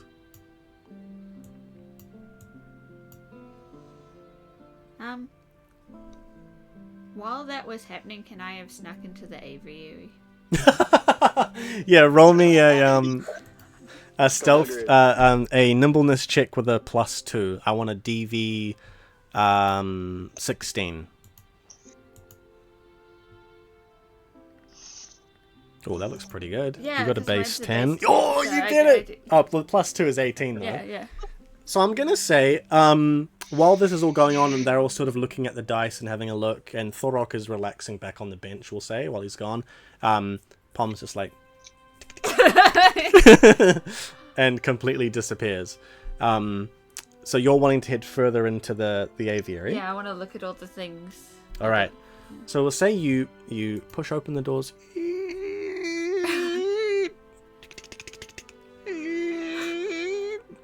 Doors close. They don't hear it. You see a huge where basically you saw outside the huge domed sort of like center point of the aviary. You see a courtyard of sorts where there are tons of these little exhibits. None of the creatures here are alive. They are taxidermied or animatronic. Very easy to see from the get-go, but they're all in these little alcove habitats that have been made up by Bealoian workers, perhaps, or Lady Windhurst herself. And you can see that in the middle of this courtyard is a beautiful fountain which is shooting water, 3 levels, let's say, upwards, and plant life like flowers and bushes and hedges beautifully trimmed. You can see a few more rudimentary looking Aloyan who are cutting away at the hedges. But this place is quite beautiful, even though there are no real creatures here.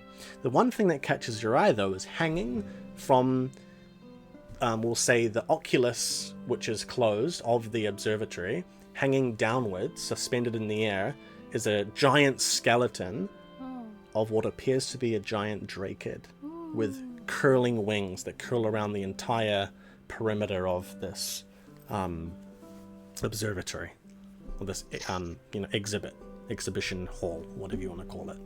But that's all you see. What would you like to do? Well, I was wondering, was there anything else I knew about the beast that I was looking for? So what you would know is that the Duni Forest is sort of known for a legendary creature that lives in the center of And the it's forest. not the giant skeleton. No, because you don't know what it is. All you know is that hunters have long sort of told how can I put this? Great hunters would have wanted to fell this beast for its precious gems or something, but you don't know because there are so many tales of it. It's impossible to know exactly what it has, but that it has something that is highly sought after. Alchemists have sought after it, hunters have sought after it, all sorts of people, even sorcerers talk about it at the Academias, you know? So it is so sought after, but because of the sort of the wealth of tales about it that lack substance, you don't know what it is. The aviary is perhaps your one shot at finding out about it. Can I look for a door that looks like it leads to like not another viewing room, but like maybe a side kind of door, or to like an office or something? Yep, you can start heading on over there. While you're doing that and making your way around, we'll say that you see some exhibits of like featherbird zen, Kaladama, like long coiling drakid that crawl up, cliffs and trees and stuff. Zeke, Thorok, and Rookfit. I was wondering if it would be able to add anything to like a bestiary or knowledge or something from reading these exhibits. Yeah, we'll get to that. We'll get to you. Yeah. Back with you guys in the sort of front counter in the hall, entrance hall. What are you guys wanting to do when it comes to paying for this? Are you guys wanting to pay, or are you just going to refuse and find another way in? Because you were just like, I are you noticed going to it. pay? Oh, not here. Yeah, Thork, you would have Yeah, I clearly noticed it. seen Pom leaving. Yeah. I'm just gonna reach in and grab my, was it 50 silver? Mm-hmm. And hand it over there and said, I expect to get this back I said I had to pay you doesn't mean you keep it, and I'll walk through the doors. Just a moment, sir. Yes. Before you head in, I must first go over the rules. Okay. But you two, Rookfoot Zeke, will you be joining? Oh, wait here. Yes, where he goes, I go, and if he stays, I shall stay. Oh, that is indeed a shame. This is... Give me a deal, I'll pay for one of them, but let both of them in. Roll me a influence check.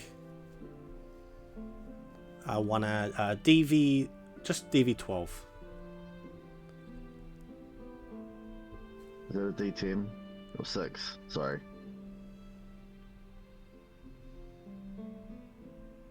Is that a D6 or D10? D10 for skill checks, yeah. D10. Sorry. 4.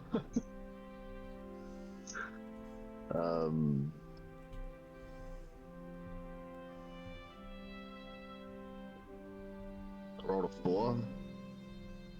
Yeah, what's that plus your influence? 8. Ooh. I will buff him. I will use one of my charisma to give him an extra D6. Oh, yes. Okay, so you'll need to roll at least a 4. So roll a d6. But you know what? I'll add a 3 plus 2 because of Rookfoot's bonus. So you roll a d6 and add plus 2 to that.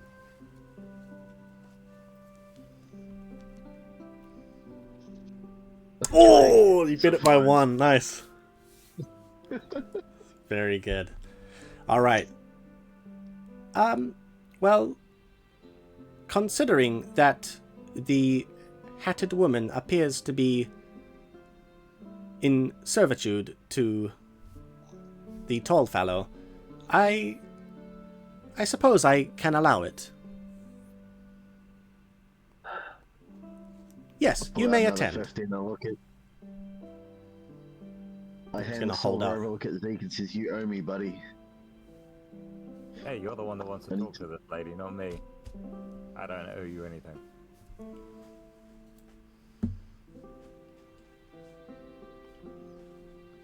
I'll remember that. Write it down. And no. Thor remembered that. Put your So, name at this next to the point- little white elf lady. Yeah, Filianor, kill. Zeke, maim. Yeah, so the Aloyan tour guide guy, he is going to look at you all. First, we must go over some rules before you may attend the tour. First, you must stick with me. Please do not leave more than 5 meters. Second, you must not touch any of the exhibits. The exhibits are extremely fragile. Some of them have animatronics, which are metallic constructions that allow them to animate. Please do not touch any of the exhibits and keep your hands firmly behind the metal bars surrounding each enclosure. Lastly, you must surrender any weapons before heading inside. Well, Rookfoot keeps her giant sword in her pocket dimension, so it's unapparent that she has her weapon on her. So Pump's just wandering around there with a bag full of bombs. These really elegant robots. Can I point at the ball and be like, "Oh my god, what's that?" As I hand my axes over to Rockfoot to put into the pocket dimension. Does that work? Yeah, of course, yeah, no problem. Pocket dimension. Who fucking keeps getting in there? It's mine. Throw a right hook in his face for trying. Yeah, Sister Arbella is just gonna giggle to herself down at your waist. Yeah, slaps her. You got it. Petite petite. Oh, So you don't Where put them is in? Lady Pom? No, you can't get to my pocket dimension. She'll spite you now for No even more food trying. for you. Alright, no more food for you. I'll get it myself. Devil face. Wait, I do have an insult for you. I get food myself, Caillou. That means So he's not allowed to put his axes into your pocket You should dimension. have sneaked. no, it's mine. All right, what do you want to do with your axes, Thorok? Because he forced his way in there. No, not cool.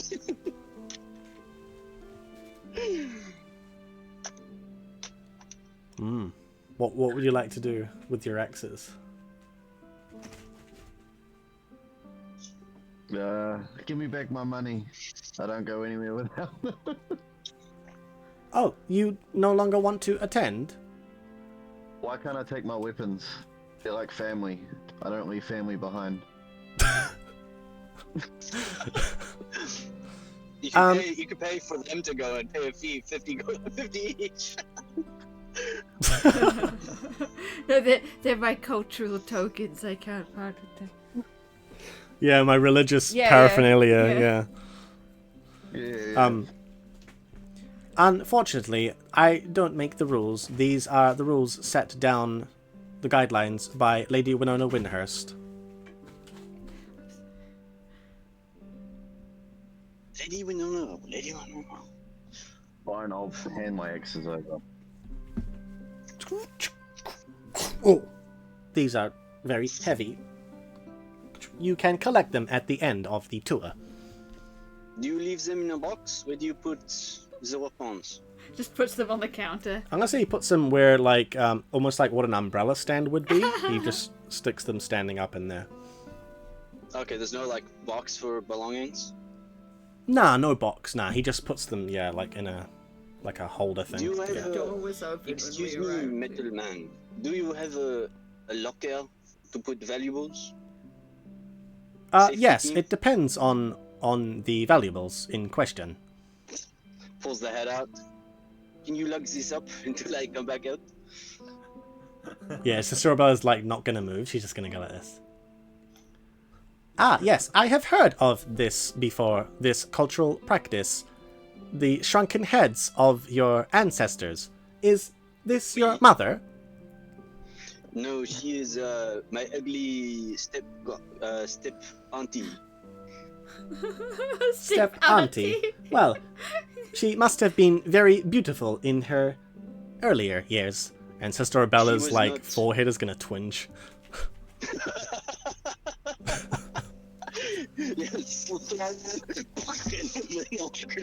Yeah, he's like, and you hear a little. Curse you, Robert! Yeah.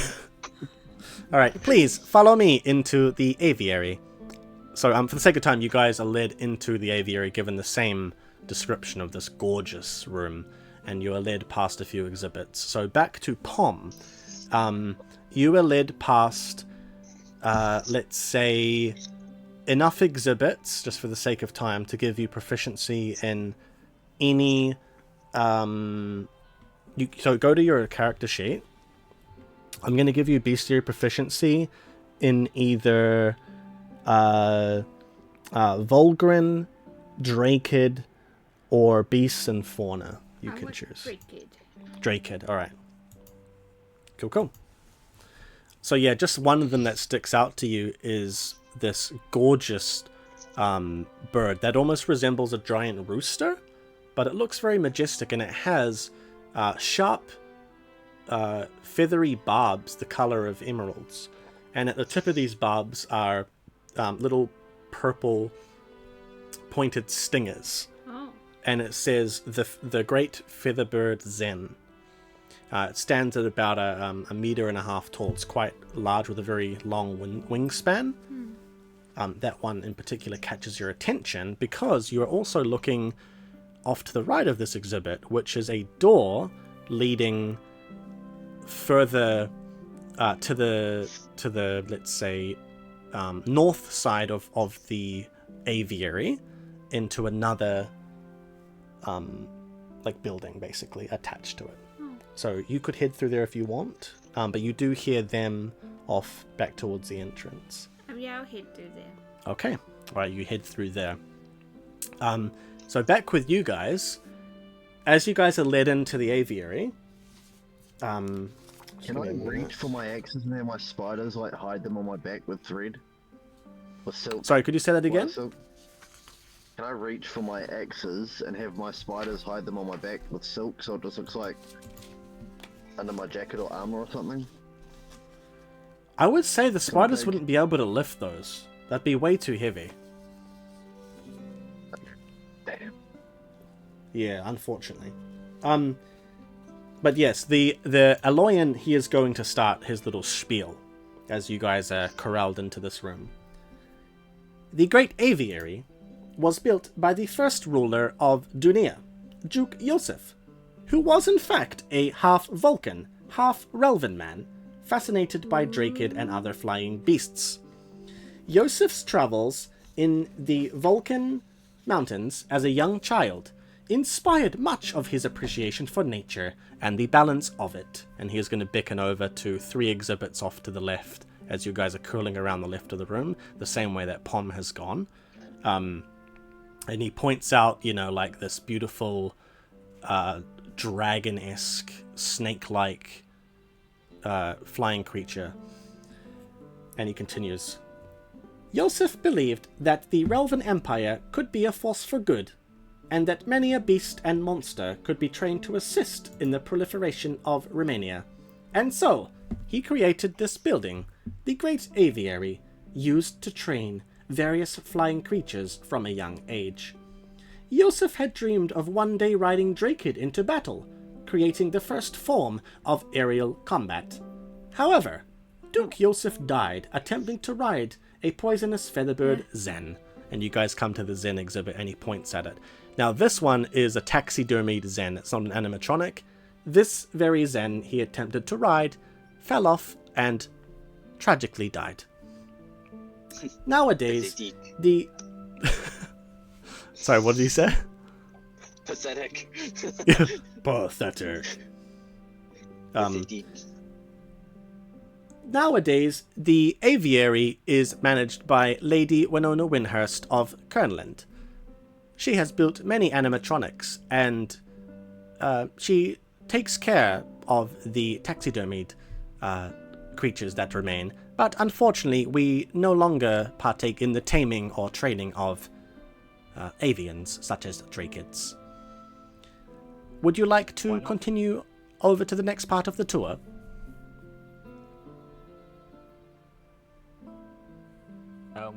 Yes. Sorry, yep, one of you. Where's Lady Winhurst? You have not seen Lady Winhurst. Oh, are you asking me? Sorry, you're asking the character. Mm-hmm. Oh, yeah. Lady Winhurst is off in the North Wing. She is working on a new project. Is that part of the tour? Unfortunately, no. That area is restricted. Oh, okay. That's okay. Where is it? Just so we know not to go there?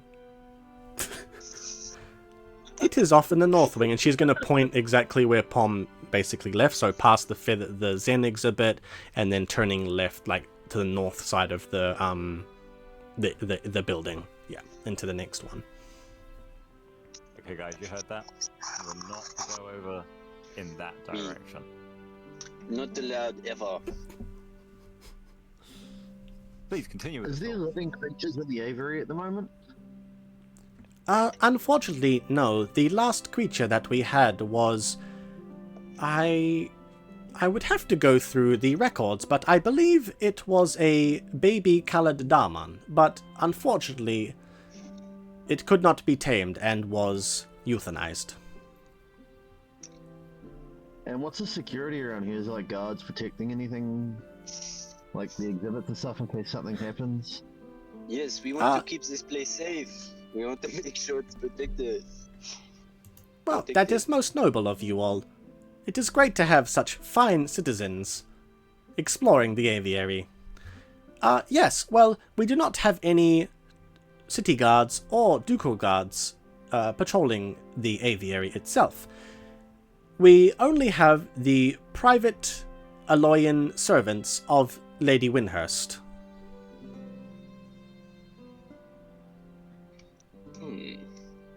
Okay. Well, that is better than nothing, no? Yes, it works quite well. We have never had an issue with thieves or vagrants. So we do the whole Scooby-Doo thing and be like, what's that over there? And we just scuttle to the...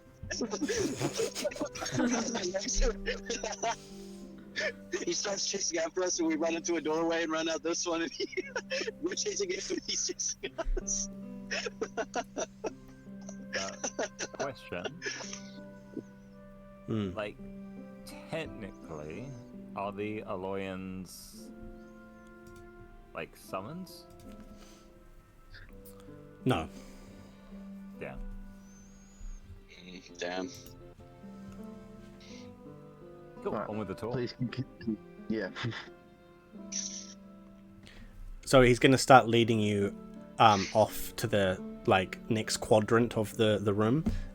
So you've headed through the doors, is that right? So you're going to head into the next area. I'm going to say that as you head through, you can see them stop at the corner of where the Featherbird Zen part is, where it curls around to the door. You can see them standing there before you close, go like this, and you can actually peek and see them.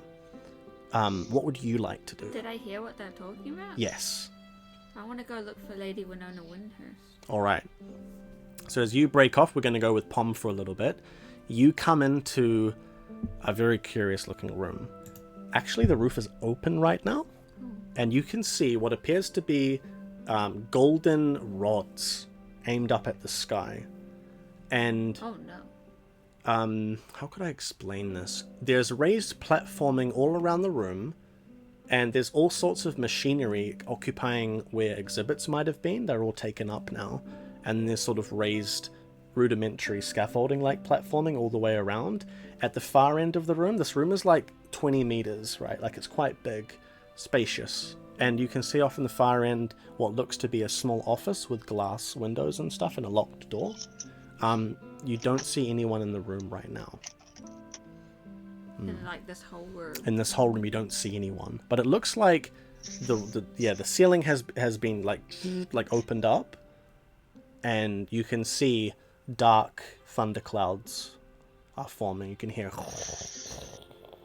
rumbling Can I go over to the office? on the other side of the room. Yeah. Yep.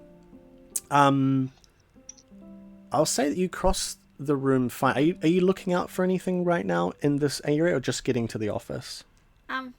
Well, you said that there was nothing there. No, it's mostly machinery that would be perplexing to you. Nothing would stick out as like, oh, what is that? Like, it just all looks... I would be nervous of the thunder, but yeah. Yeah, that is above you. The rain hasn't started yet, though. But yeah, the thunderclouds are forming around you.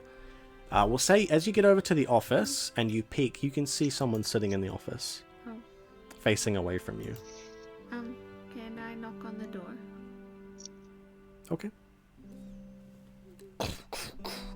Oh, ting, ting, ting. More like... Oh! Huh. And are you Glamid right now? Yeah. Oh. Okay, so you stand up. You see... just give me a moment. You see an old regal woman. She's wearing a beautiful cerulean dress from her homeland, so it stands out a lot. She's definitely not Relvan. It's got interwoven patterns of clockwork cogs and pine trees. Face wrinkled with age, no, not as old as your Glamour, in her late 50s or early 60s. She has long, silvery hair, and she's going to look around. Who's there? Well, can I see her? Like... if you're at the door, you cannot see her. If you're at the window, you can see her, but if you're at the door knocking on it, you can't. Oh. Can I knock again? Tuk, tuk, tuk. Oh. Alfie, is that you? And she's going to open the door. Oh! Oh, hello there. Are you Lady Winona Windhurst, I presume? Yes, I am. I am Lady Pom of the Apothecary.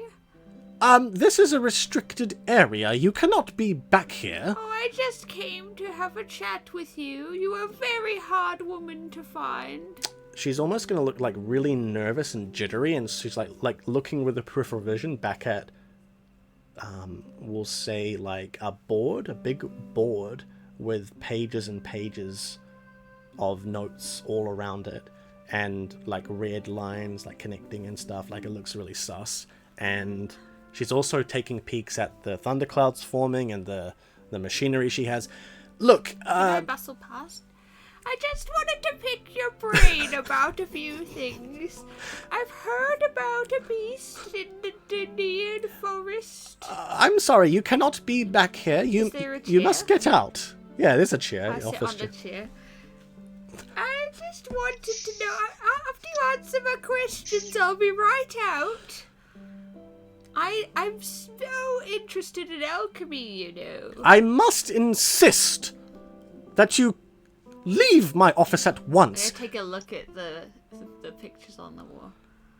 Okay, as you do that, her face is going to change from sort of worried and like jittery to death stare. This is your last warning. Get out of here right now, or there will be consequences. Are you going to answer my questions or not? I just want to know about the Dawnward forest beast. Everyone's been talking about it. Are you wearing metal on you? I don't think so.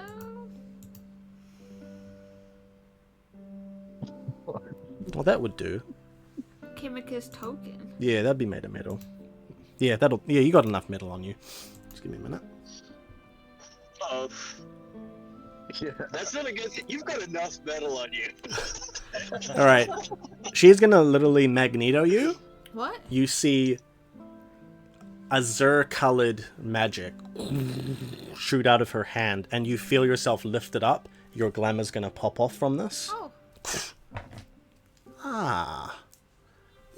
You feel your whole body broad in front, and she is gonna start walking you out. So are you gonna answer my question? What are you? I'm a godling. Bit different to the godlings I've met. Just 'cause I'm adorable.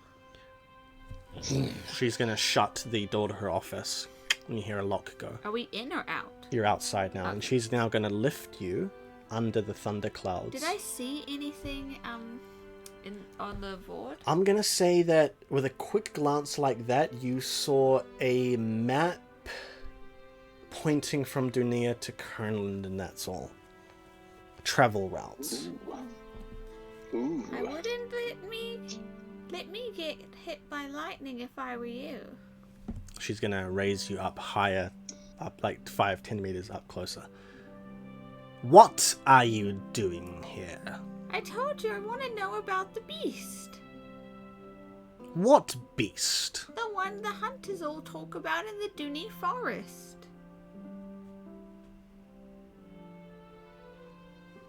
I don't know what you're talking about, and I don't trust you. Well, then you're as useless to me as I am to you. Roll me a skullduggery or influence check. DV 16. I fail Why? because I have 2. Yeah, you still roll a 10. You can still crit. You could fail spectacularly. I got a 5. I don't believe you. What do you mean? And she is gonna throw you across the... Oh, Durgo Faith? 5. How much would that be? It'd only be a 10. Oh, not quite enough, sorry. You're also alone, unfortunately. So, I'm gonna say that she throws you across the room at the door that you came in from. The doors are gonna smash open. And you guys are, as you're crossing over to continue the tour, you see Pom fall right in front of your feet.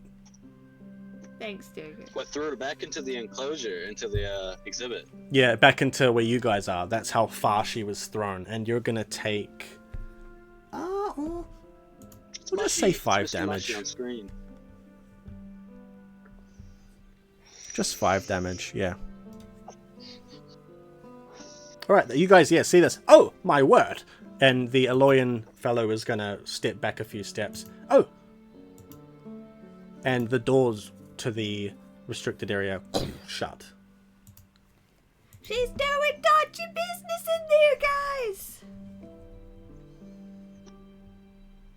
Oh, it is a petit ange. I want have you been? revenge.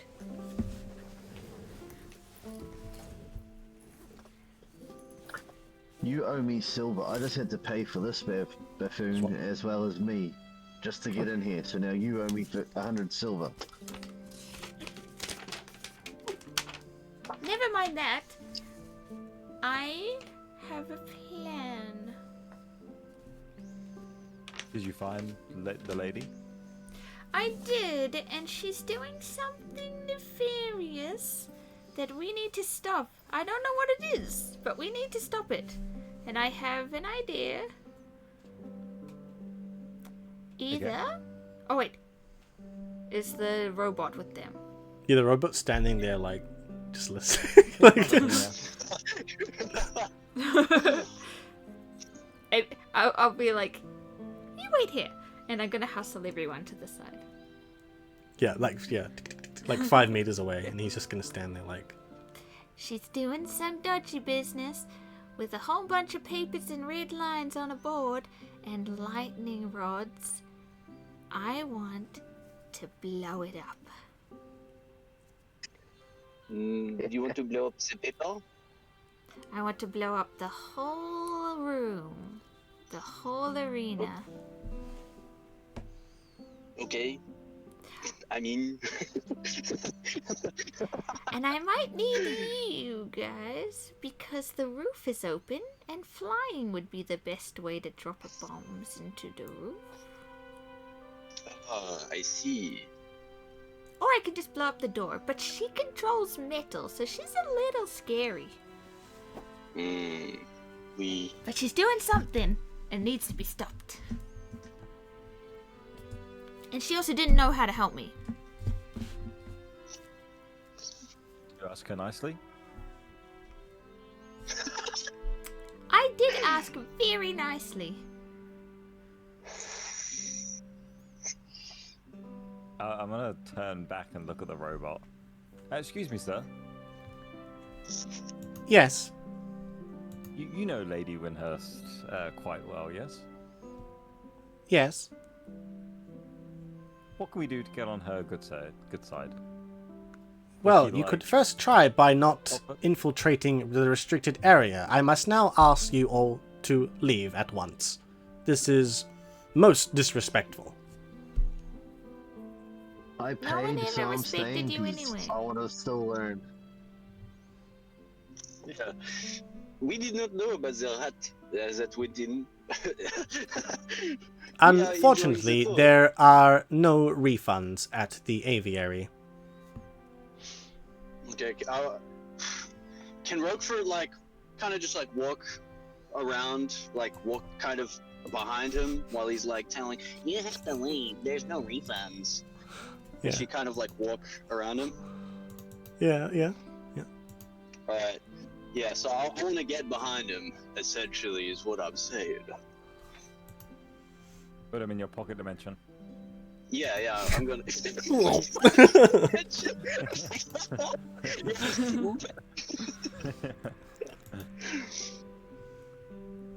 Yeah, what would you like to do? I would say you're considered in stealth at this point, being behind the Aloyan.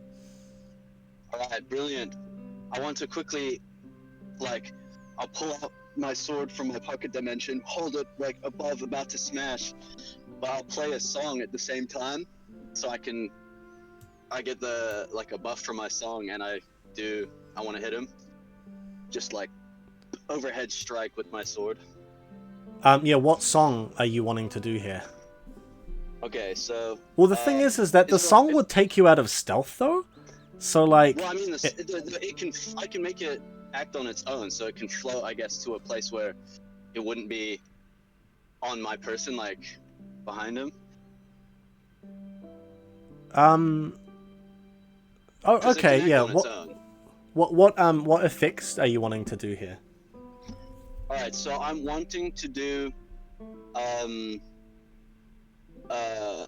want to have. I think the effect I want, the active effects that don't raise the DV, would be that I do XD10 damage, and that I do necrotic debilitation, and then the hex that I would add onto it would be to shoot out a chain dealing XD6 damage, divided in half, at the same time that I bring the sword down. Okay, yeah. Roll me skill check for the song. All right, so that would be a 14 because it has one hex, and then the active things don't add the. Well, hang on. It's got. You said 3 effects, though, didn't you? Yeah, so effects. Yeah, I can add non-hex song effects without raising the DV. Also, there was only 2, I think. Necrotic. Oh, really? Can you do that? Yeah. Oh, okay. That's cool. Is that inspiration? Is that the inspiration glyph? Yeah, that's inspiration. Ah, yep. So yeah, that would be. I've got two inspirations, so I can have the 2 inspirations, the 2 non-hex effects, which is increasing my damage. And wait, I don't even need to do necrotic. He's a robot. He's immune to it, so whatever. Yeah. Gee, just roll me DV14. Necromancy. DV14. Sweet. DV14 necromancy, which has. Oh yeah, sweet. DV14 necromancy. Here's the D10.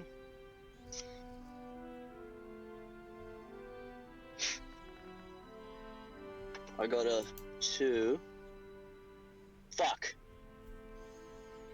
I failed by 1. Oh wait, I have a glyph. Oh, failsafe? Yeah? Failsafe glyph. Yeah. Yes. Alright, you can use your failsafe. Yep, so the music box goes off. Roll me 5d10. 5d10 damage.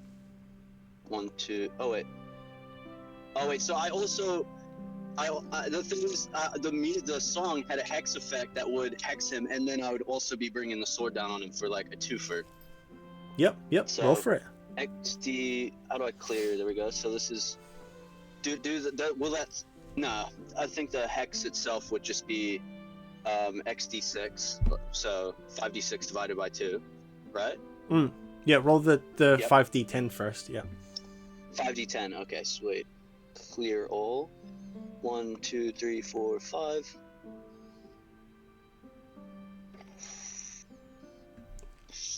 Ted, 17, 24, 29, 31. Tell me what happens. Wait, does he die? Yeah, you just one-shot him. The song goes ring, and he kind of turns his head to look at the floating music box where I was standing a minute ago, and then he just like tumbles right in half, like it's absolutely destroyed.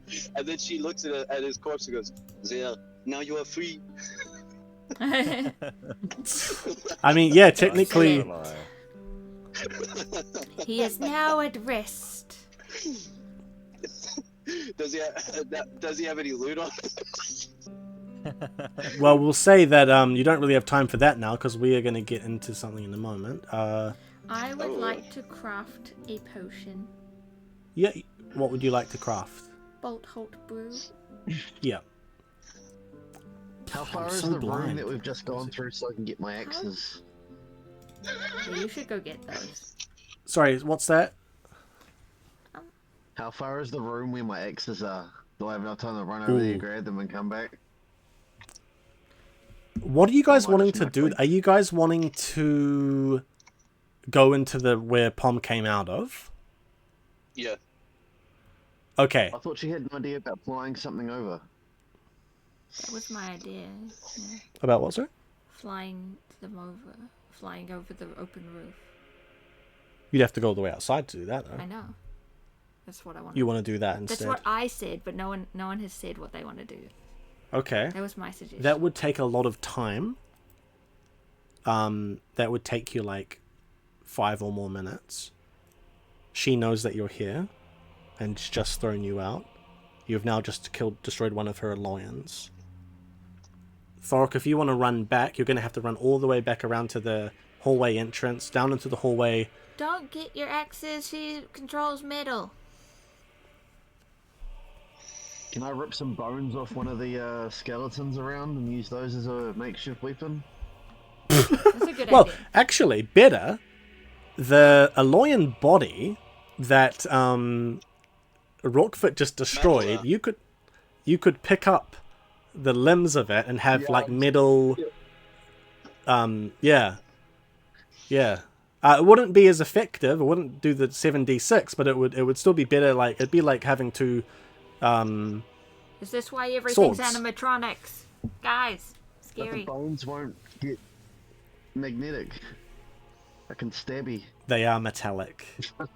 Yeah, that's the thing. Yeah. Okay.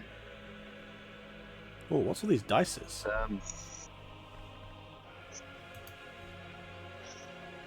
No, you're good. Carry on. Yeah. So what are you guys gonna do? How do I roll for making potions? Survival. Okay, thanks. Base 12 plus. Yeah. Sorry, bud. That succeeds, eh? Yeah. What did you made? Bolt Holt Brew. Cool. Yep, very cool. All right, yeah. What are you guys gonna do? So Pom's whipping up a little potion. How is it only for me or what? You can give it to them, but you need to minus off your ingredients, I eh? will. Yeah. But I'm just saying, like, do I need to make one for everyone, or like a one per two? Or... Depends how you want them to how you want them to get to use them in combat, because they can do 2 uses per potion, but they would have to use an action to pass it to each other and then chug it. I just thought we could have it now, in advance of an encounter. Yes, you can. Yes. So I'm going to say, just for the sake of time, you can make enough for everyone. Just mark those ingredients off with that one roll. It's fine. You can make enough for everyone. So I'm going to say you only need to make 2, because they all have 2 uses each. So that'd be just 8 ingredients. And then everyone chugging this potion, which has like a sizzling cerulean, like opal color to it, you guys are all now immune to lightning debilitation. Ooh, that's pretty So good. annoying. Yeah. So annoying. Yeah. So are you guys heading on in? Or what? What's I the want to plan? say to and Zeke, like I'll look at the both of them. You, Le Violet, stay close to the door because I will fly up and over, and you break. And she'll look at Palm. You break open the door, and that will be my signal to dive in. Oui. Wait, what? How? What? Like, I open the I will door and you're fly gonna up. fly. Huh? What? The toilets were back there if you need a wee, mate. Shut it, Le Violet, manger là. You mean you want me to I'm done blow with open you. the door? Oui, I will fly up over. You Over blow what? open the door. I thought you said there was a hole in the roof. Yeah, but he said we'd have to go outside to get to it. Uh, Could I blow up the roof in here so we could just fly straight? Yeah, I mean, you could, yeah. You could if you want. Like, you could try and throw a bomb at the Oculus that's closed. Oh. Yeah. Yeah, can we do that? You can try. I mean, Rookfit, the best way to do this would, just what your character would know, would be to carry a bomb and fly up yourself, so you don't have to, like, go, Yeah. like, you know? right. So, what, just fly up, throw the bomb, and fly back down? Yeah, yep, you fly up, gilded feathers, your wings cascade, and you throw the bomb. The Oculus blows open, and you can now fly up and go into the open roof of the side building. I wanted us to just drop bombs in there. What? At the same run? time, Yeah. she's Oh, at the same Wait, but time they're doing that. you could come on, destroy like, the office doing that. Yeah, Oh, okay. that was my plan. That's where all the information is. Also, before I do go into the roof, I want to ask for an extra bomb or two so I can throw them from above. Well, that was the point. Is I want you to throw them. Yeah. Yeah, you Yeah, can. okay, Well, okay, how so many I'm- bombs do yeah. you want to give him? Well, you gotta be careful with the bombs though, that she doesn't see you and stop them. Yeah, how many bombs are you gonna give give him? I would say so. So he's used 1, so that's now 10. Yeah. How many are you giving him? I know he can have 2. Okay, you got 2 bombs on you. Are you wanting to fly over top and just throw them in? No. I'm going to go, like, onto the roof and then, throw my wings in and then kind of, like, crouch down, get close to that hole. But I'm going to wait till the doors blow up and before flying from over top. Oh, you're gonna wait. Okay, yeah. So, Yeah. I'm gonna get you to roll a stealth check, but I said gulp. oh, gulp. Oh, okay. I thought you said nope. I was like, Huh? oh, okay. Not doing stealth, buddy. Not doing stealth. All right. Yeah. Roll me a. Yeah, I'll tell you if you succeed. Roll me a, I'll tell you if you succeed. A stealth. Stealth. Oh, sorry. Nimbleness. Fuck off. I'm not Oh, doing nimbleness. no. Or skullduggery. I'll allow skullduggery. I'll take skullduggery. Yeah. Sorry. Thank you. I appreciate it. Okay, sweet. 7 plus 6 is a number. 13, I don't know. I failed math. Can you tell? 13. Okay. So basically, as you That's a fly high roll up for me. and you sort of are Yeah. like, hiding and waiting, looking like basically staying out of line of sight for anyone else, but looking at the door, you see basically where this building has its sort of the front of it where it curls up, you see a giant statue on top. No, not giant, but a large statue of a winged avian of sorts. It's Yeah? not a statue. And as you're waiting there, Oh god, it's the You gargoyle see- boss fight. it's gargoyles. Yeah, I should have the gargoyle OST. You see it look at you and start tracking your movements. You notice this, and it doesn't attack or anything. It just sort of sits there, folds its wings, and just stares at you with glowing eyes. Can I extend my wings to kind of give myself the silhouette of a gargoyle? What's that? Sorry. Can I extend my wings to give myself the silhouette of a gargoyle? Oh, we are farming, are we? Yeah, on the stormy rooftop, my wings go out. Yeah. Have you got your sword out? Like, are you preparing to fight or?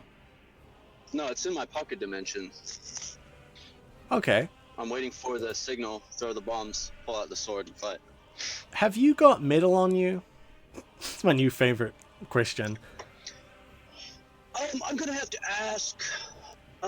So because my armor, well, she's wearing robes, right? She's got a cloth robe. Oh. She's got her hats and whatnot, but they're classed as like armor that I bought. Here's the thing: is that you got shackles on you, right? You've got like gold chains and stuff. Unfortunately, It's gold doesn't magnetize. And the shackles, actually, let me check my gear. The shackles are in my pocket. no, sorry. I mean, like the chains you have, Yeah, like yeah. remember with like connected, yeah. So I'm gonna say Yeah. there's enough metal on you for this. But they're gold. You said they're gold, right? Let's look at our character sheet, like the character picture. If they're gold, then they're non-magnetizable. Look, sorry, time's getting on. Time's getting on. They're gold. Are they gold? Are they gold? Just tell me. We'll say they're gold on the outside, but they're very magnetic on the inside. Bruh, what is this? Like fake gold, like Shackles? the inside What is the hell, brass. bro? What, Look, gold I don't have time for this. gold, fucking gold, bro? You're gonna feel the gargoyle isn't gonna move. It's just like looking at you with its head, right? But its eyes light up, and you're gonna feel your body, because basically your stealth check wasn't high enough. Lady Winona Windhurst down there inside is gonna look up at you. I see you. And I'm horrified. And she is going, yeah, while you're trying to aura farm with the gargoyle. It's gonna be a second. Bum, bum, bum, bum, bum. We're gonna head into combat.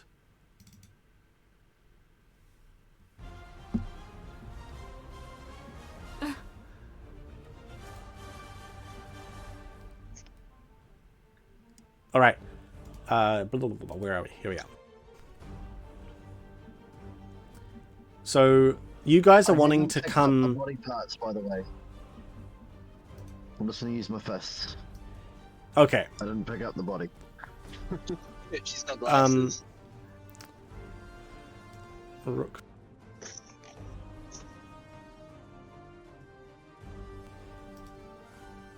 So are you guys wanting to burst through the doors with a bomb? Was that? That was not what I wanted to do, but we hadn't discussed it yet. Oh right. Okay. Well. That was the plan, I said. Yeah, but nobody agreed to the plan, so I didn't know what. We blew up the fucking roof. I assumed that we agreed on the plan. I thought someone else could bust down the door instead of using my awesome bombs all the time. How far away is Zeke from this? Is he getting dragged in there, or did she? He get would pulled have to be far enough dragged that it in with didn't it. affect the meter? When she pulls him, it's like, wah-ha! It's like an elastic band. They keep pulling her out of the thing and then slingshot her back to Zeke. I'll say that where you got to, because you guys are right by the door. I'll say where, like Zeke would have had to have walked We're not by back the so you door. can get up on the roof, and then go across. Zeke, you're feeling yourself tugged in now as Rookfoot is basically pulled down, where you fall down in the middle of this open room. So Zeke, you know that something has happened to Rookfoot. She's unnaturally being tugged, and so you're now being tugged as well. If we just grab Zeke and yank him in the other direction, can we pull in, pull Rockford back out of the room? Yes, I'll go through the door. It's like a Looney Tunes outline. I'm gonna say no. Damn.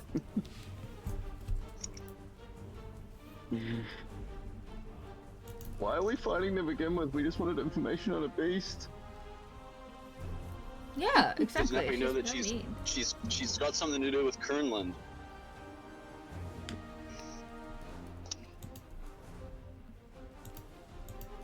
But does anyone else so have are we a going through different this way to door, or go what are through we the doing? door?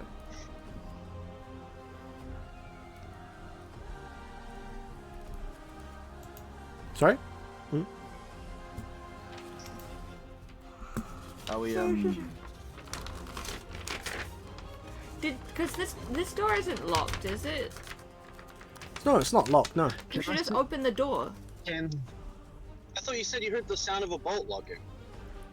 That was for the office. Oh, okay. I'm gonna try the door handle.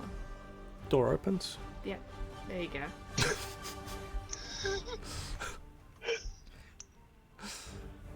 Yeah, well guys, we'll go into combat. Winona, this is the initiative orders very quickly. Winona, Rookfoot, Zeke, Pom, Thorok, and at Rookfoot, as you fall down, the metallic gargoyle bird swoops down and perches, frozen again, atop, let's say like a workbench on the other side of the room, waiting. Let me just get some more music on.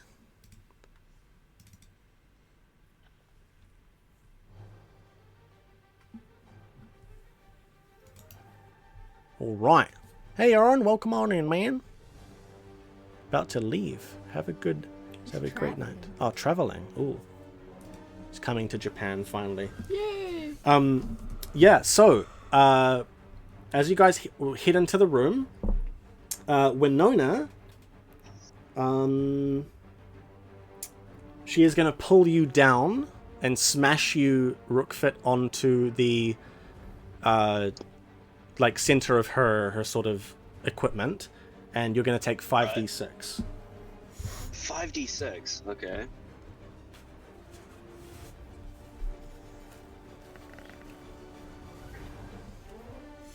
Uh, 12, 17, 20, 21. So I'm going to be a bit nice here, though, because, like, you didn't have much... I'm going to say you didn't have much metal on you, so it's not as hard of a fall as it would have been. So I'm going to half the damage, just to be a bit nice to you. And you only take 10 damage. It's direct to HP, though. No, okay. How much damage? 10. Okay.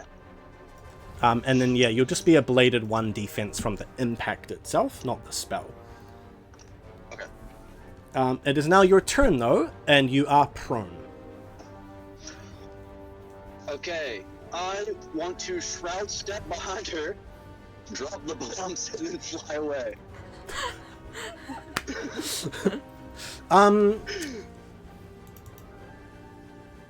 So you want to shroud step... Okay, I feel like that can be cast from lying down. Okay, so you want to shroud step above her. Yeah, Behind her. behind her, then like have the bombs, push them onto her, and then like either push her or fly away. Yeah, I'm okay with that. Because your wings would still be out. You don't have to cast that again. I'm going to say that as you fall, you smash. You're like, ugh. You warp away, and you appear behind her. I'm going to say you don't even have to roll for that. Yeah. You can just drop it. Yeah. So you can roll me 5d6. Yeah. Wait, 5d6. is it one bomb? Yeah, you can drop 1 bomb. Okay, just one? Alright. Yeah. I was gonna drop both. You just drop 1. Collect my dice. 1, 2, 3, 4, 5.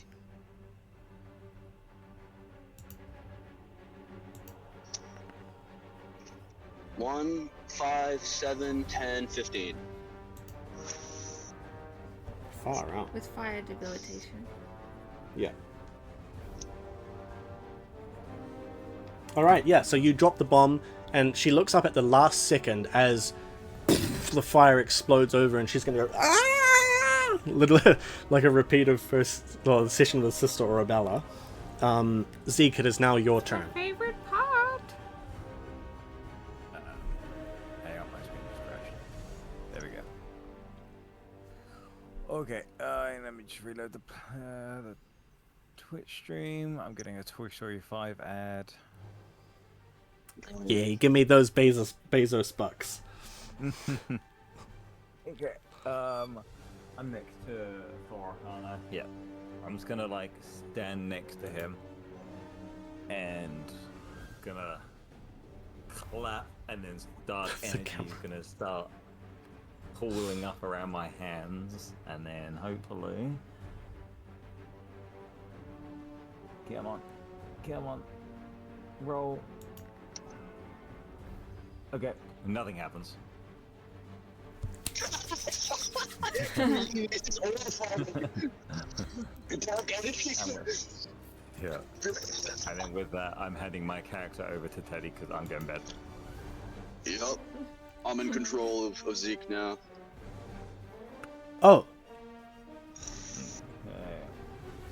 It's what I am. Yes, I made a mistake. Oh, so it's the same Sands of Oshima. Okay, I thought that was the other one. Sweet. What should we do here? Teddy can have my character. They can Yeah, just if you wait don't, and- yeah. How long? I made a mistake with the time. How long would you guys want to play more, or we just stop with the start of combat? Oh, Leave it on cliffhanger. ooh. Yep. Leave it on a cliffhanger. Yes, you get Yeah, to so- blow it up and then Zeke horror farms. Okay, actually, we only need Pom, Thorok, and Icarus to go. How about we just finish the first round and then we'll go. How's that sound? And who to go? Pom, Thorok, and the bird, and then we're done. Okay. You mean Icarus? Yeah. So you what do you said- want to do, Pom? We'll just go real quick and then Um, one round is finished. Easy. Hang on. Because like there's like Hang a on. stage and there's machines around and then up is an office. Hmm. I would like to roll a bomb under the stage to blow it up. Okay. Roll me an Yo, archery hold check. up. Zeke wanted to say something. Yeah.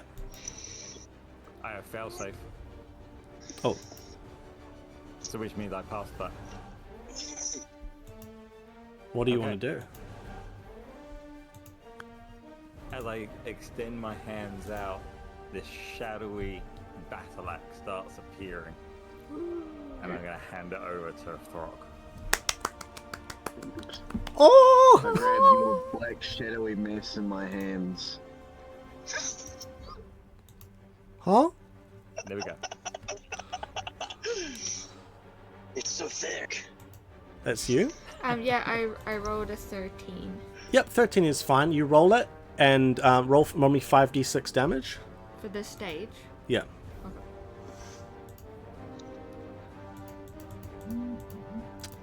Yeah. Okay. 10.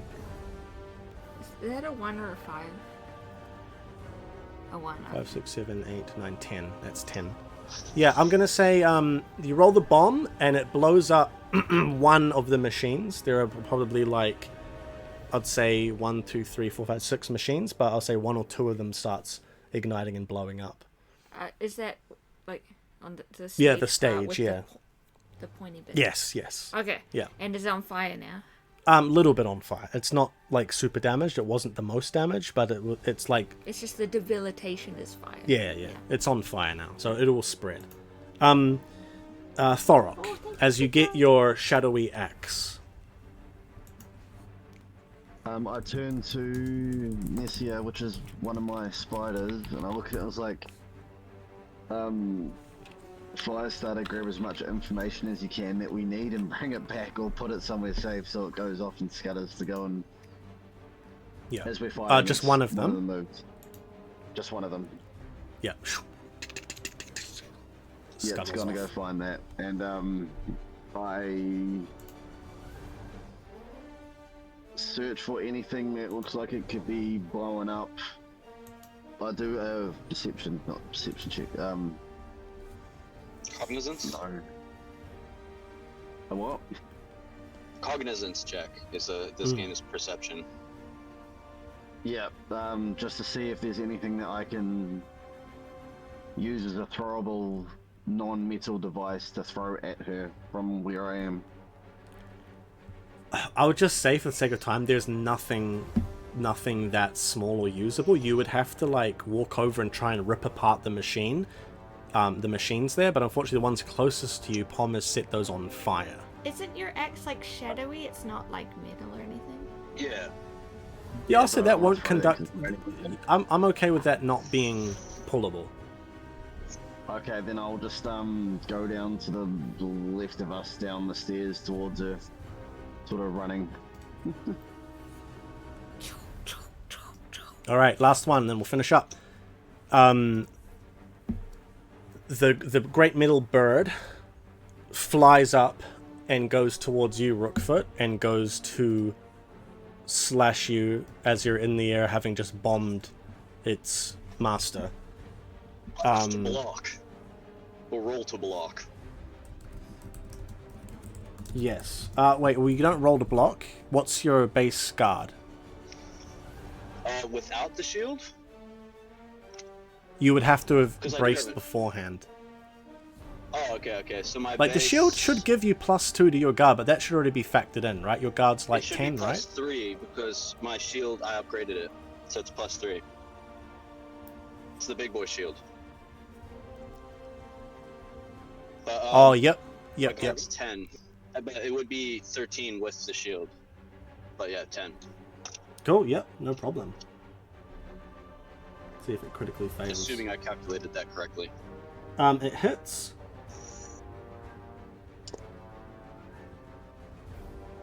And prepare for me to die in one shot, guys.